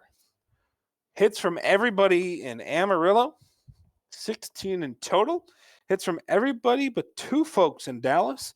Only hitless ones were Faraday and Potso. 9 hits total. Jim Doeg, 5 1/3, 2 earned. Bear, 3 2/3, no earned. That's an awful long outing there. Jean Belcher, 4 innings, 4 earned. Jim Doig, your player of the game. Just speaking of it, the two Toro prospects going against each other too. Oh, yeah, Doig and Belcher. And Hepcats and Kingpins, the World Series rematch. Game 1 went to KC. Game 2 goes to Chicago. 7-3 the final. Mavericks Moltz appears to have come back down to earth after one good start. But let's take a look, see what happened. It's Rodicus Scott, 2 hits, 3 RBIs. He's impressing in his Hepcat debut. Speaking of debuts, let's take a look and pick out some of these rookies because I'll know this matchup pretty well. Count Dracula, 2 for 5 day. Ortega, a 1 for 4 day. Those are Kansas City's rookies, if my eyes are not deceiving me. Chicago, Radiance Ham, 2 for 5. A nice day for him. I believe that is all the rookies. Brosdare Lemonade, 6 1/3, 1 earned. Maverick Smoltz, 3 innings, 6 earned. Glenn Allen Nixon got the save. He set the minor saves record last year, and Brosdare Lemonade, your player of the game. Brostar Lemonade on 2 games has a .67 ERA. That's 2 good starts. That's what you want from your ace. Yes. Finally, here is Kingston, the team of the first round pick, and the Swifties. 2-1 win for State College. Kingston starting out 1-4 Swifties, starting out 4-1. Did not see that one coming. Kingston here, Javanthony Brezzo. There's a rookie. Unfortunately, 0 for 5. Babe Bufflin didn't have a hit either. But Bark Wolf Ruff, Yuppers, and Rob Cena Jr., all rookies for Kingston. You guys all got a hit today. For State College. Sorry. Don't go just yet. For State College, I'm trying to remember. I think Sportello and Johnson are rookies. 0 for 4 and 1 for 4. Don't know State College rookies as well. Let's go to the pitching. There is a rookie, though, starter. Fresh Phil, a.k.a. Pippi Silva, 5 1/3, 1 earned. A good start for you, Phil. Shoto Todoroki, 7 innings, 1 earned. Shoto Todoroki, your player of the game. And that'll do it for those games. As that will conclude the 25th as we head over to the 26th. And now we're into the totally super exciting part that everyone loves, the quick sim days. Right? Is it totally super exciting? It's a little bit of sarcasm. Let's start off first is the Providence Crabs at the Vancouver Vandals. And the Vancouver Vandals will improve to 5-1 on the season as they defeat the Providence Crabs 5-0. I swear, Vandals are doing it really well so far this season. Like that, I feel like that's their second shutout game they've won. Going to the batting side for Providence, Ruiz goes 2 for 4 on the day. And for Vancouver, there was a 1 for 2 day for Zach Lodge with 3 RBIs and a walk from him, as well as 2 RBIs come from Herb Sessions. Providence pitching, Ivy Leaf got the start, 5 full innings, allowing 5 earned runs, and their first loss in the season. It's an unfortunate fall from grace after their amazing first outing on the season. Greg Digger Jr. gets a second win on the season, allowing no earned runs in 5 innings, and your player of the game is him. Next up is Buffalo Surge, Boise Raptors. Buffalo looking for their first win on the season, and they don't get it here as Boise Raptors win this one in walk-off fashion with a Westfall sacrifice fly. Buffalo's hitting. We had a 3 for 5 day by Finn Reese with 2 RBIs for him, as well as for Boise, Petra goes 2 for 3 on the day with 3 RBIs, as well as Westfall got 2 RBIs too. Buffalo pitching, Rolo got the start, 6 1/3 full innings, allowing 4 earned runs, but a no decision. The loss goes to Graves after allowing 1 run in 1 1/3. Vivi Zielman, the recently acquired to Boise, goes 6 full innings, allowing 3 earned runs and a no decision. Tom Riddle gets the win after blowing the save after allowing no earned runs. Your player of the game is Petra Sabor. Next up, Voyagers at Maui Makos. I was going to say at Mako Maui's. The Voyagers will win this one 6-3 as they bring their season back to 500. New York side, multi-hits coming from Stevenson, Slim, and Menard, as well as 2 RBIs coming from Menard. For Maui, we have a lot of single hits, but a 1 for 2 day with 2 RBIs and a walk coming from Nakia. Down to pitching, Choate goes 6 full innings, allowing only 2 earned runs, and is awarded the W. As Salchicha got the start for Maui, only pitching an inning and 2/3, allowing 2 earned runs until they got the string of being pulled. Player of the game is RJ Menard. Hey, by the way, fun little fact there. Kevin Choate only has one more season with higher TPE than me, and that's this one, which is an absolutely ridiculous phrase to say. Yes, it is. Next, we have Outer Banks Aviators at San Antonio Sloths, as Outer Banks will win this one and makes Man, OBX been good. Yeah, and which drops San Antonio back down to 500 on the season. OBX improved 5-1.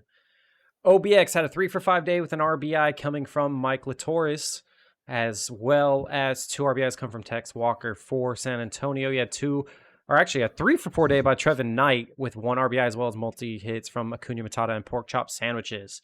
Rip Spot got the start for Outer Banks, going 6 2/3 and only allowing 3 earned runs, which gets him awarded the W. And for San Antonio, Rayner got the start, going 5 full innings, allowing 3 earned runs, and is getting the loss. Rip Spot is your player of the game. Then we have the Seattle Sea Serpents against the Sarasota Supernovas, the 2 teams I like to mix up somehow. And I thought you said that backwards to start. Oh, hell, hi. Hi, indeed. Sarasota scoring 12 in the night? What? Oh my, Holden 9 RBI. Wow. Yeah. This is a game that's going to be interesting to see the whole box score. I think you might be your player of the game, Steele. Yeah, what do you think? Holden a fart. 3-for-4 day, 4 runs scored himself, and 9 RBIs. Literally everyone on the team got an RBI except for Jay Doctor. Everyone on the team got at least 2 hits. I'm assuming something. Seattle had everybody on the team get a hit too. Yeah, it's not like they didn't. There's something that must have happened to their bullpen or something. We'll see when we scroll down. Seattle, we probably 3-for-5 day by Dowd with 3 RBIs. 4 RBIs from Bunty. I don't know what happened here. Yikes. But let's just like C9 Van says, too many S's in their name. They couldn't find anyone get the S for the save. Going down to pitching. Whoa. That's a lot. Okay, that's no position players, but oh my goodness, Leclerc. Just yikes. Oh man, that's a bad day at the office. Torkelton got the start for Sarasota, 5 1/3, allowing 7, and gets a no decision. Diglett came in with relief and got the award of the W after allowing 1 in 3 2/3. Sullivan got the start, allowing 5 earned runs in 3 innings, but the loss and the blown save and all the attention apparently gets looked at Scoochie Dart as he allowed 3 runs in 1 inning. But if you look down a little, I'm looking at Eric Leclerc. Yeah, I was gonna say, if you look down a little bit more, Eric Leclerc, a third of an inning, 10 runs allowed. Ouch. Don't discount the 6 walks. Yeah, 6 walks too. That's unfortunate. But and hey, of course, that is peak efficiency. Leclerc gave up 10 base runners and let them all to score, all earned. That is peak efficiency. In the just to say though, special notes. Holden the fart sets the champions regular season game record for RBI with 9. Io Torrent ties the champions regular season game record for runs with 5. I kind of think you set a record of some kind. Yeah, Holden the fart set a record. Io Torrent tied a record. Holy moly! What a game! I think you can guess who the player of the game is. Yeah, Holden the fart, of course. Wait. Oh, wow! 48 pitches in 1 inning. Just he only threw 17 strikes. Oh man! Well, it can't be any worse after that. Detroit at Cancun. Let's see how badly. Before you hit this button. Hey, you don't regret it. We got shut out though. Hey, 9-0. Yikes. Anyway, Detroit 4-for-6 day with 2 RBIs coming from Ben Stack and Paper, as well as 3 hits coming from Danny B and Stanley Yelnats. For Cancun, Steve Rogers goes hitless again as Dom Drozdov and Hacombs are the only hits for the team. Rogers dropping that batting average to a 125. I'm not happy to see that. Ricky Vaughn gets the start and the W after going 8 2/3. I don't know why they didn't just let him go the whole way. He had 8 strikeouts, no earned runs, but Lewis came in relief. What's that? Maybe pitch count? 106. I guess his pitch count's 100. Maybe I don't know. I don't Manager know, said hook him. Chant McQuack got the start, 4 2/3, 5 earned runs, and gets the loss. Yikes. Player of the game is Ricky Vaughn, of course. Next up, Indianapolis Apex against the Death Valley Scorpions. Scorpions are going to win this one 2-0 as they shut out the Apex. Wow. In all 4 Indy losses, they haven't gotten a run. Yeah. Scoring is cool, kids. Scoring is cool. Parmley goes 2 for 4 on the day for Indianapolis as they are the best hitter. And for Death Valley, basically more than half, almost the whole team got a hit as RBIs coming from Farley Hank and Dylan Hodge. Pitching, Troan No Hands goes 8 full innings and gets the loss, allowing 2 earned runs. Wow, complete game, but nothing to really show. Farnworth got the start for Death Valley, 7 full innings, no earned runs as the combined complete game combined shutout. As Herbie Farnworth is your player of the game. Well, if it's Interesting to combined see. shutout, I'm assuming they completed the game. Yeah. Rougarous defeat the Nashville Stars as this one was a close one, 6-5. Nashville scored 2 to tie it in the 8th, but New Orleans scored another one in response to take the lead, and that's all they really needed.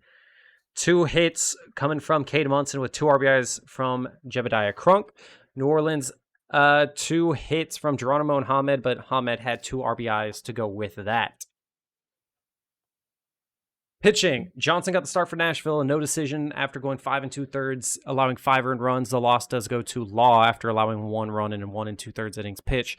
Villagetti, the starter for New Orleans, 5 2/3 innings, allowing 3 earned runs, but the win and a blown save goes to Jose 43 with no earned runs in 2/3 innings pitch. His ERA is still sitting at a 0. Villagetti is your player of the game. As now we head to the minors. First up, Brew City Bears against the California Firehawks. California is going to win this one 4-2 after a 10-hit game by that team, as Firehawks are starting off well this season. Brew City, single hits by half the team with 2 RBIs coming from Pat Riley. I believe that's Pat Riley. Paris Riley, my bad. Paris Riley. California had multi-hit games coming from Bad and Bougie, Barker, and Slaseco, with an RBI come from Slaseco and Rembeverwinkle, as well as Rodriguez. Geez, all these tongue twist of names, I swear. Millis got the start for Brew City, 4 1/3 inning pitch, allowing 1 earned run, a no decision, but Pacifica comes in and gets awarded the loss after allowing 3 earned runs in 2/3 innings pitch. Grimes got the start and the win after going 5 2/3 innings, allowing 2 earned runs. Your player of the game is Jose Slaseco. Next up is the Wheelers against the Lemurs, as the Lemurs will win this one 4-3, close game, bring them back to 500. So that's good to see for you Louisville players and fans out there. For Anchorage, what was that? Anchorage. Yeah. And for Anchorage, Man goes 3 for 5 on the day with 2 RBIs. And for Louisville, we had a lot of hits come from the team. McGee and Ramirez going 2 for 4 on the day with a RBI coming from Ramirez.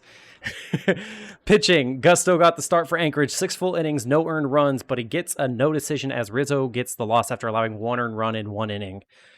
Chinapi goes 4 2/3 inning pitch, allowing 2 earned runs for Louisville, and no decision. The win goes to McFraud after allowing no runs in an inning and a third. Your player of the game is Funny Man. Next up, the Dillos against the Dynamos, as the Dillos will win this one and bring them back to a 500 record, as they win 8-4, scoring 5 runs in the 7th and the 8th combined. Going to the batting side of things, we had a 2 for 5 game from both McGee and the batter. Looking at Blackwater, though, 2 for 3 on the day with 2 RBIs, 3 RBIs from Johnson, too. Man, there's a lot of RBIs from the Amarillo team. Dallas had a 2 for 4 game with 2 RBIs coming from Faraday, as well as 2 RBIs from Barry. Pitching, we have Nee going 7 1/3 innings, allowing 4 earned runs and getting awarded the W, as Bones goes in for Dallas. Pitching 4 2/3, allowing 3 earned runs, but the loss and a blown save goes to Yeater, allowing 3 earned runs in 1 inning. Your player of the game is Beef Johnson. Next up, the Kingpins and the Hepcats, as they're currently tied 1-1 in their series. And the Kingpins will win this one 7-1. Wow, the only run for Kansas City came in the first inning, and bats kind of went silent afterward. Well, runs went silent afterwards. They did get 9 hits still. Ham goes 3 for 5 on the day with 2 RBIs, as also McCoy goes 3 for 5 on the day with 3 RBIs. For Kansas City, a lot of single hit games for players, as Fens goes 2 for 3 on the day for them, as well as an RBI by McDonald Jr. Pitching, Rafael D'Alcott goes 5 full innings and no earned runs, getting awarded with their second win of the season. Davies for Kansas City goes 6 full innings, allowing 2 earned runs, and gets their second loss of the season. Your player of the game is Crozier McCoy. Final minors game is the Kingston Mounties against the State College Swift Steeds, and the Mounties are going to win this one and get their second win on the season, winning 6-3. So that's good to see, a hopeful turnaround for Kingston team, as Dup goes 3 for 5 on the day, and also Brizzo goes 3 for 5 with 2 RBIs. State College, a 4 for 5 day with 2 RBIs from Love, and that's probably your best batter for that team. Pitching, Kagamine goes 7 full innings, allowing 3 earned runs for Kingston and getting awarded the W, as State College had a strikeout start, 5 full innings, 2 earned runs, but getting a no decision, as the loss goes to Singa, only pitching a third of an inning, but 2 earned runs. Your player of the game is Will Love. And that'll do it for the 26th. So as we move on to the 27th, the final day of the sim, it's an off day for the majors, so it's just the minors. On day for the minors, yep. You want me to take this, or you want to close it out? No, I'll just take it and close her down. All right. So to close it down for the day, and as soon as this day is done, I have got to run because it is 9 o'clock. Yeah, that's why I was fine taking it if you wanted me to, but hey. Oh, that's fine. I can finish it up. Firehawks and Dillos, Maxon versus Huff. And it is Huff for the Dillos that's going to win 2-1 the final. 4-3 rather, is both their records now. Dillos having a nice start. 6 hits as a team. California has 7, although 6 of them coming from 3 folks. Encarnacion, Rambev, and Slothseko. Let's go down to the pitching. It is Smaxon. Jash, 6 innings, 1 earned. Huff, 6 2/3, 1 earned. Freddie Huff, your player of the game. Next minors game, BCB and ANCH, and it's BCB who's going to win. They're 4-3. They are 5-3 winners in this one. Steve, 2 hits, 3 RBIs. Anchorage, she's 2 RBI game from Rogers. Let's go down to the pitching. French, 3 innings, 5 earned. Hangs to de right, maybe? Yes, Hangs to de right is your player of the game. 5 innings, 2 earned. Cheeks got the save after a piece. Jet and Arms got the hold. That's a lot of holds. It is a lot of holds. Dynamos trying to hold off going to 6 losses, and they will against the Swifties. 6-4 win for Dallas. 3 hits, 2 RBIs for Kate Faraday. State College sees 2 hits and 4 RBIs for Will Love. Got to be love in that. Dog, 4 1/3 to earn. Sideaway, 5 1/3 to earn. Will Love, your player of the game at the ballpark of Meeker. In front of a meager crowd. Here's Chicago playing at home for the first time. And oh my good gracious sakes alive. We go to 15 innings for Chicago to lose. 9-6. There's a lot of people that batted 7 times in this one. Out of those 7 times for Chicago, McCoy and Lane got hits on 3 of those. Thurgood, Sassafras got 3 RBIs. Batter got. Oops. That's okay. Here's a whole lot of pitching. We can go ahead and go down there. Here's a whole lot of pitching. Crimps, then Krat, then Triplet, then Price, then Tsunami, then King Julian, then Krat. A lot of pitching. That's only 2 earned runs. Chicago used Bell, Luciano, Capone, Mixon, Derek Rogers Jr., and Kingpin. Bobby Batter, your player of the game. Final one is KCH and KING, and the Mounties win. So not a very good first start here for the Hep Cats. They lose 4-3. The defending champs under 500 after 1 sim. Batista, McDonald, and Scott, though, they all have multi-hit games. Nobody else did anything except Harrison Justice had 1 hit. Kingston got hits out of everybody but Rob Senior Jr., multi-hits out of Wolf Ruff and Bryant. Pitching-wise, Bird Whistle, 5 innings to earn. Kagamine, 4 2/3 to earn. Patio Furniture got the loss in a third of an inning, gave up 2 earned. Then Walrus and Parsons got the win in the save. I will blame this loss. Vertica Scott, player of the game. I will blame this loss on the 49-minute rain delay. That's how I cope. So that'll do it for the day as we first sim, I know it's opening day, but let's just look at how the standings just look real quick. As expected, my Cancun Toros are 1-5 on the season. I swear I thought I saw them win a second game, but I guess I was just hallucinating. I was just hallucinating. As you see, the leaders of each division, starting with Legends. Legends East is OBX. Legends West is the Vandals. And then for Champions East, you got Sarasota. And Champions West, we have New Orleans. As looking at Championship East, it's actually a tie between Detroit and Sarasota. Actually, both 5-1, and then the other two teams 2-4.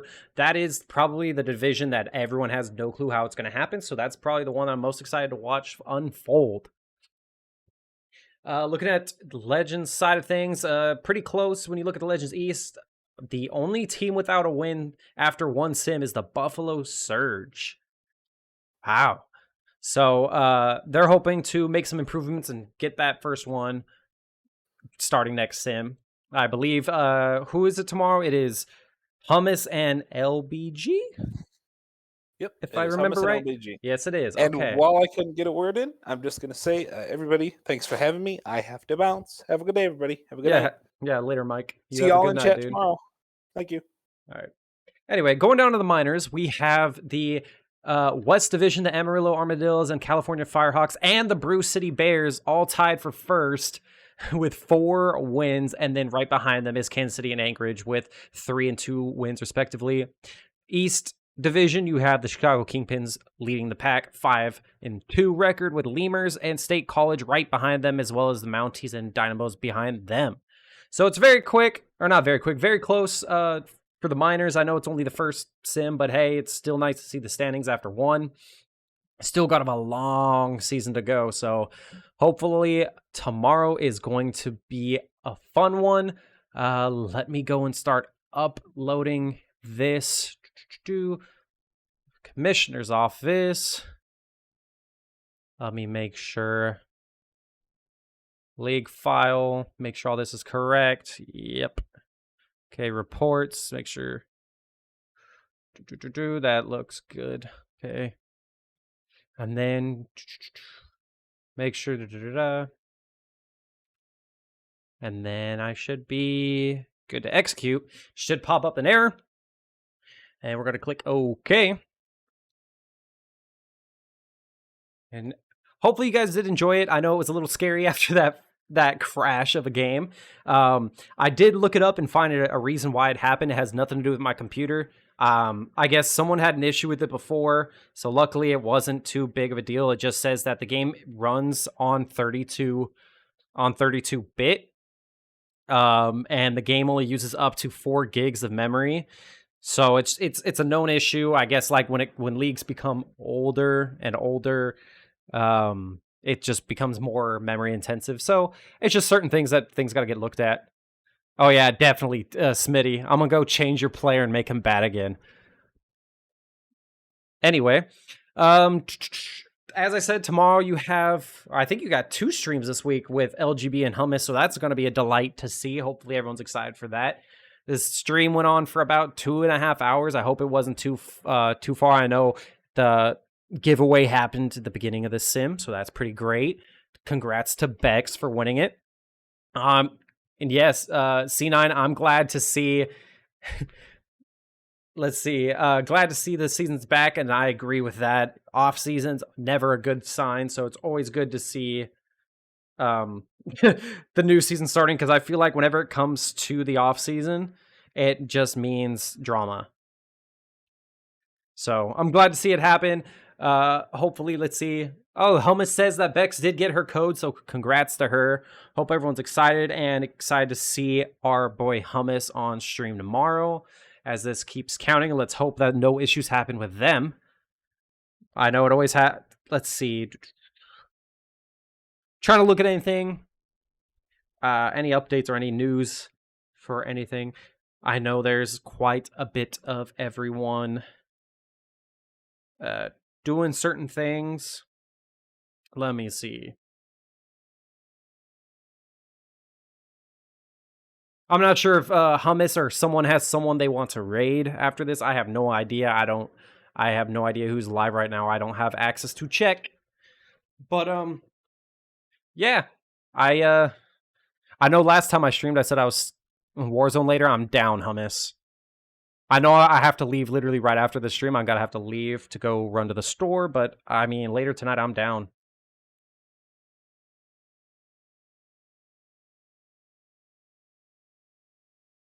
But I know last time I streamed, I did say about my broken foot or whatever. I'm still in the boot. I still have my broken foot. I go see a doctor in about a week and a half, so probably then is when I give an update. I think my next stream is next Tuesday, so 7 days from today. I have a new co-host going to be joining me, so when that comes around, you guys will see. I'm going to announce it when I do announce when I'm planning to go live that day, so hopefully you guys are excited. I know Enoch and Person Man have been working well to do these interviews to try and get like official co-hosts and more streams. More streamers, not streams. So yeah, I'm kind of excited. Come on, game. The game's saying it's not responding. Don't you break on me. So there you go. It's back. Cool. But yeah, there's quite a bit of people that are new to the streaming scene. I believe AJ and I were speaking earlier today about those stream. A 24-hour stream, July 2nd. Is that the charity stream, the 24-hour charity stream? Because if that's the case, A Gold, I'm going to be tuning in for that. July 2nd, I will be sure to watch it. Okay, now that I did that, let me open up the dang link. Hey, Al Gold, depending what you do you plan to stream? Because if you decide to do like community games and stuff, I'll be down to join you. Still working on it? Ooh, I'm excited to see what you announce. If I had the time to be able to if I had the time to be able to do that long of a stream, I would, but man, I don't think the girlfriend would be happy if I streamed that long. 24 hours is a long time. If you didn't believe that. Does that mean we're gonna get a sleeping stream by the one and only AU Gold? Let me check the sim is updated. Or the index. First 10 hours solo games. Next 8 community. Final 6 slow descent into madness. Yeah, for sure. It'd definitely be great to have like people to keep you awake. Let's see, and the index does look updated. It is done, so I do appreciate everyone coming in, hanging out with me. Hopefully, I am entertaining enough to keep you guys here. But yeah, it was a great start to see that crazy chain of subs earlier when the stream first started. Great to see that. Welcome back, baseball. Welcome back to the season. Season 26 is going to be a fun one. A lot of new players, well, rookies making their debut, a lot of veteran players, a lot of players going for records or whatnot, as we saw some record get set already today as 9 RBIs in a game. So that's great to see. So appreciate everyone for tuning in, and that signs off for me. Thank you guys for tuning in, and peace.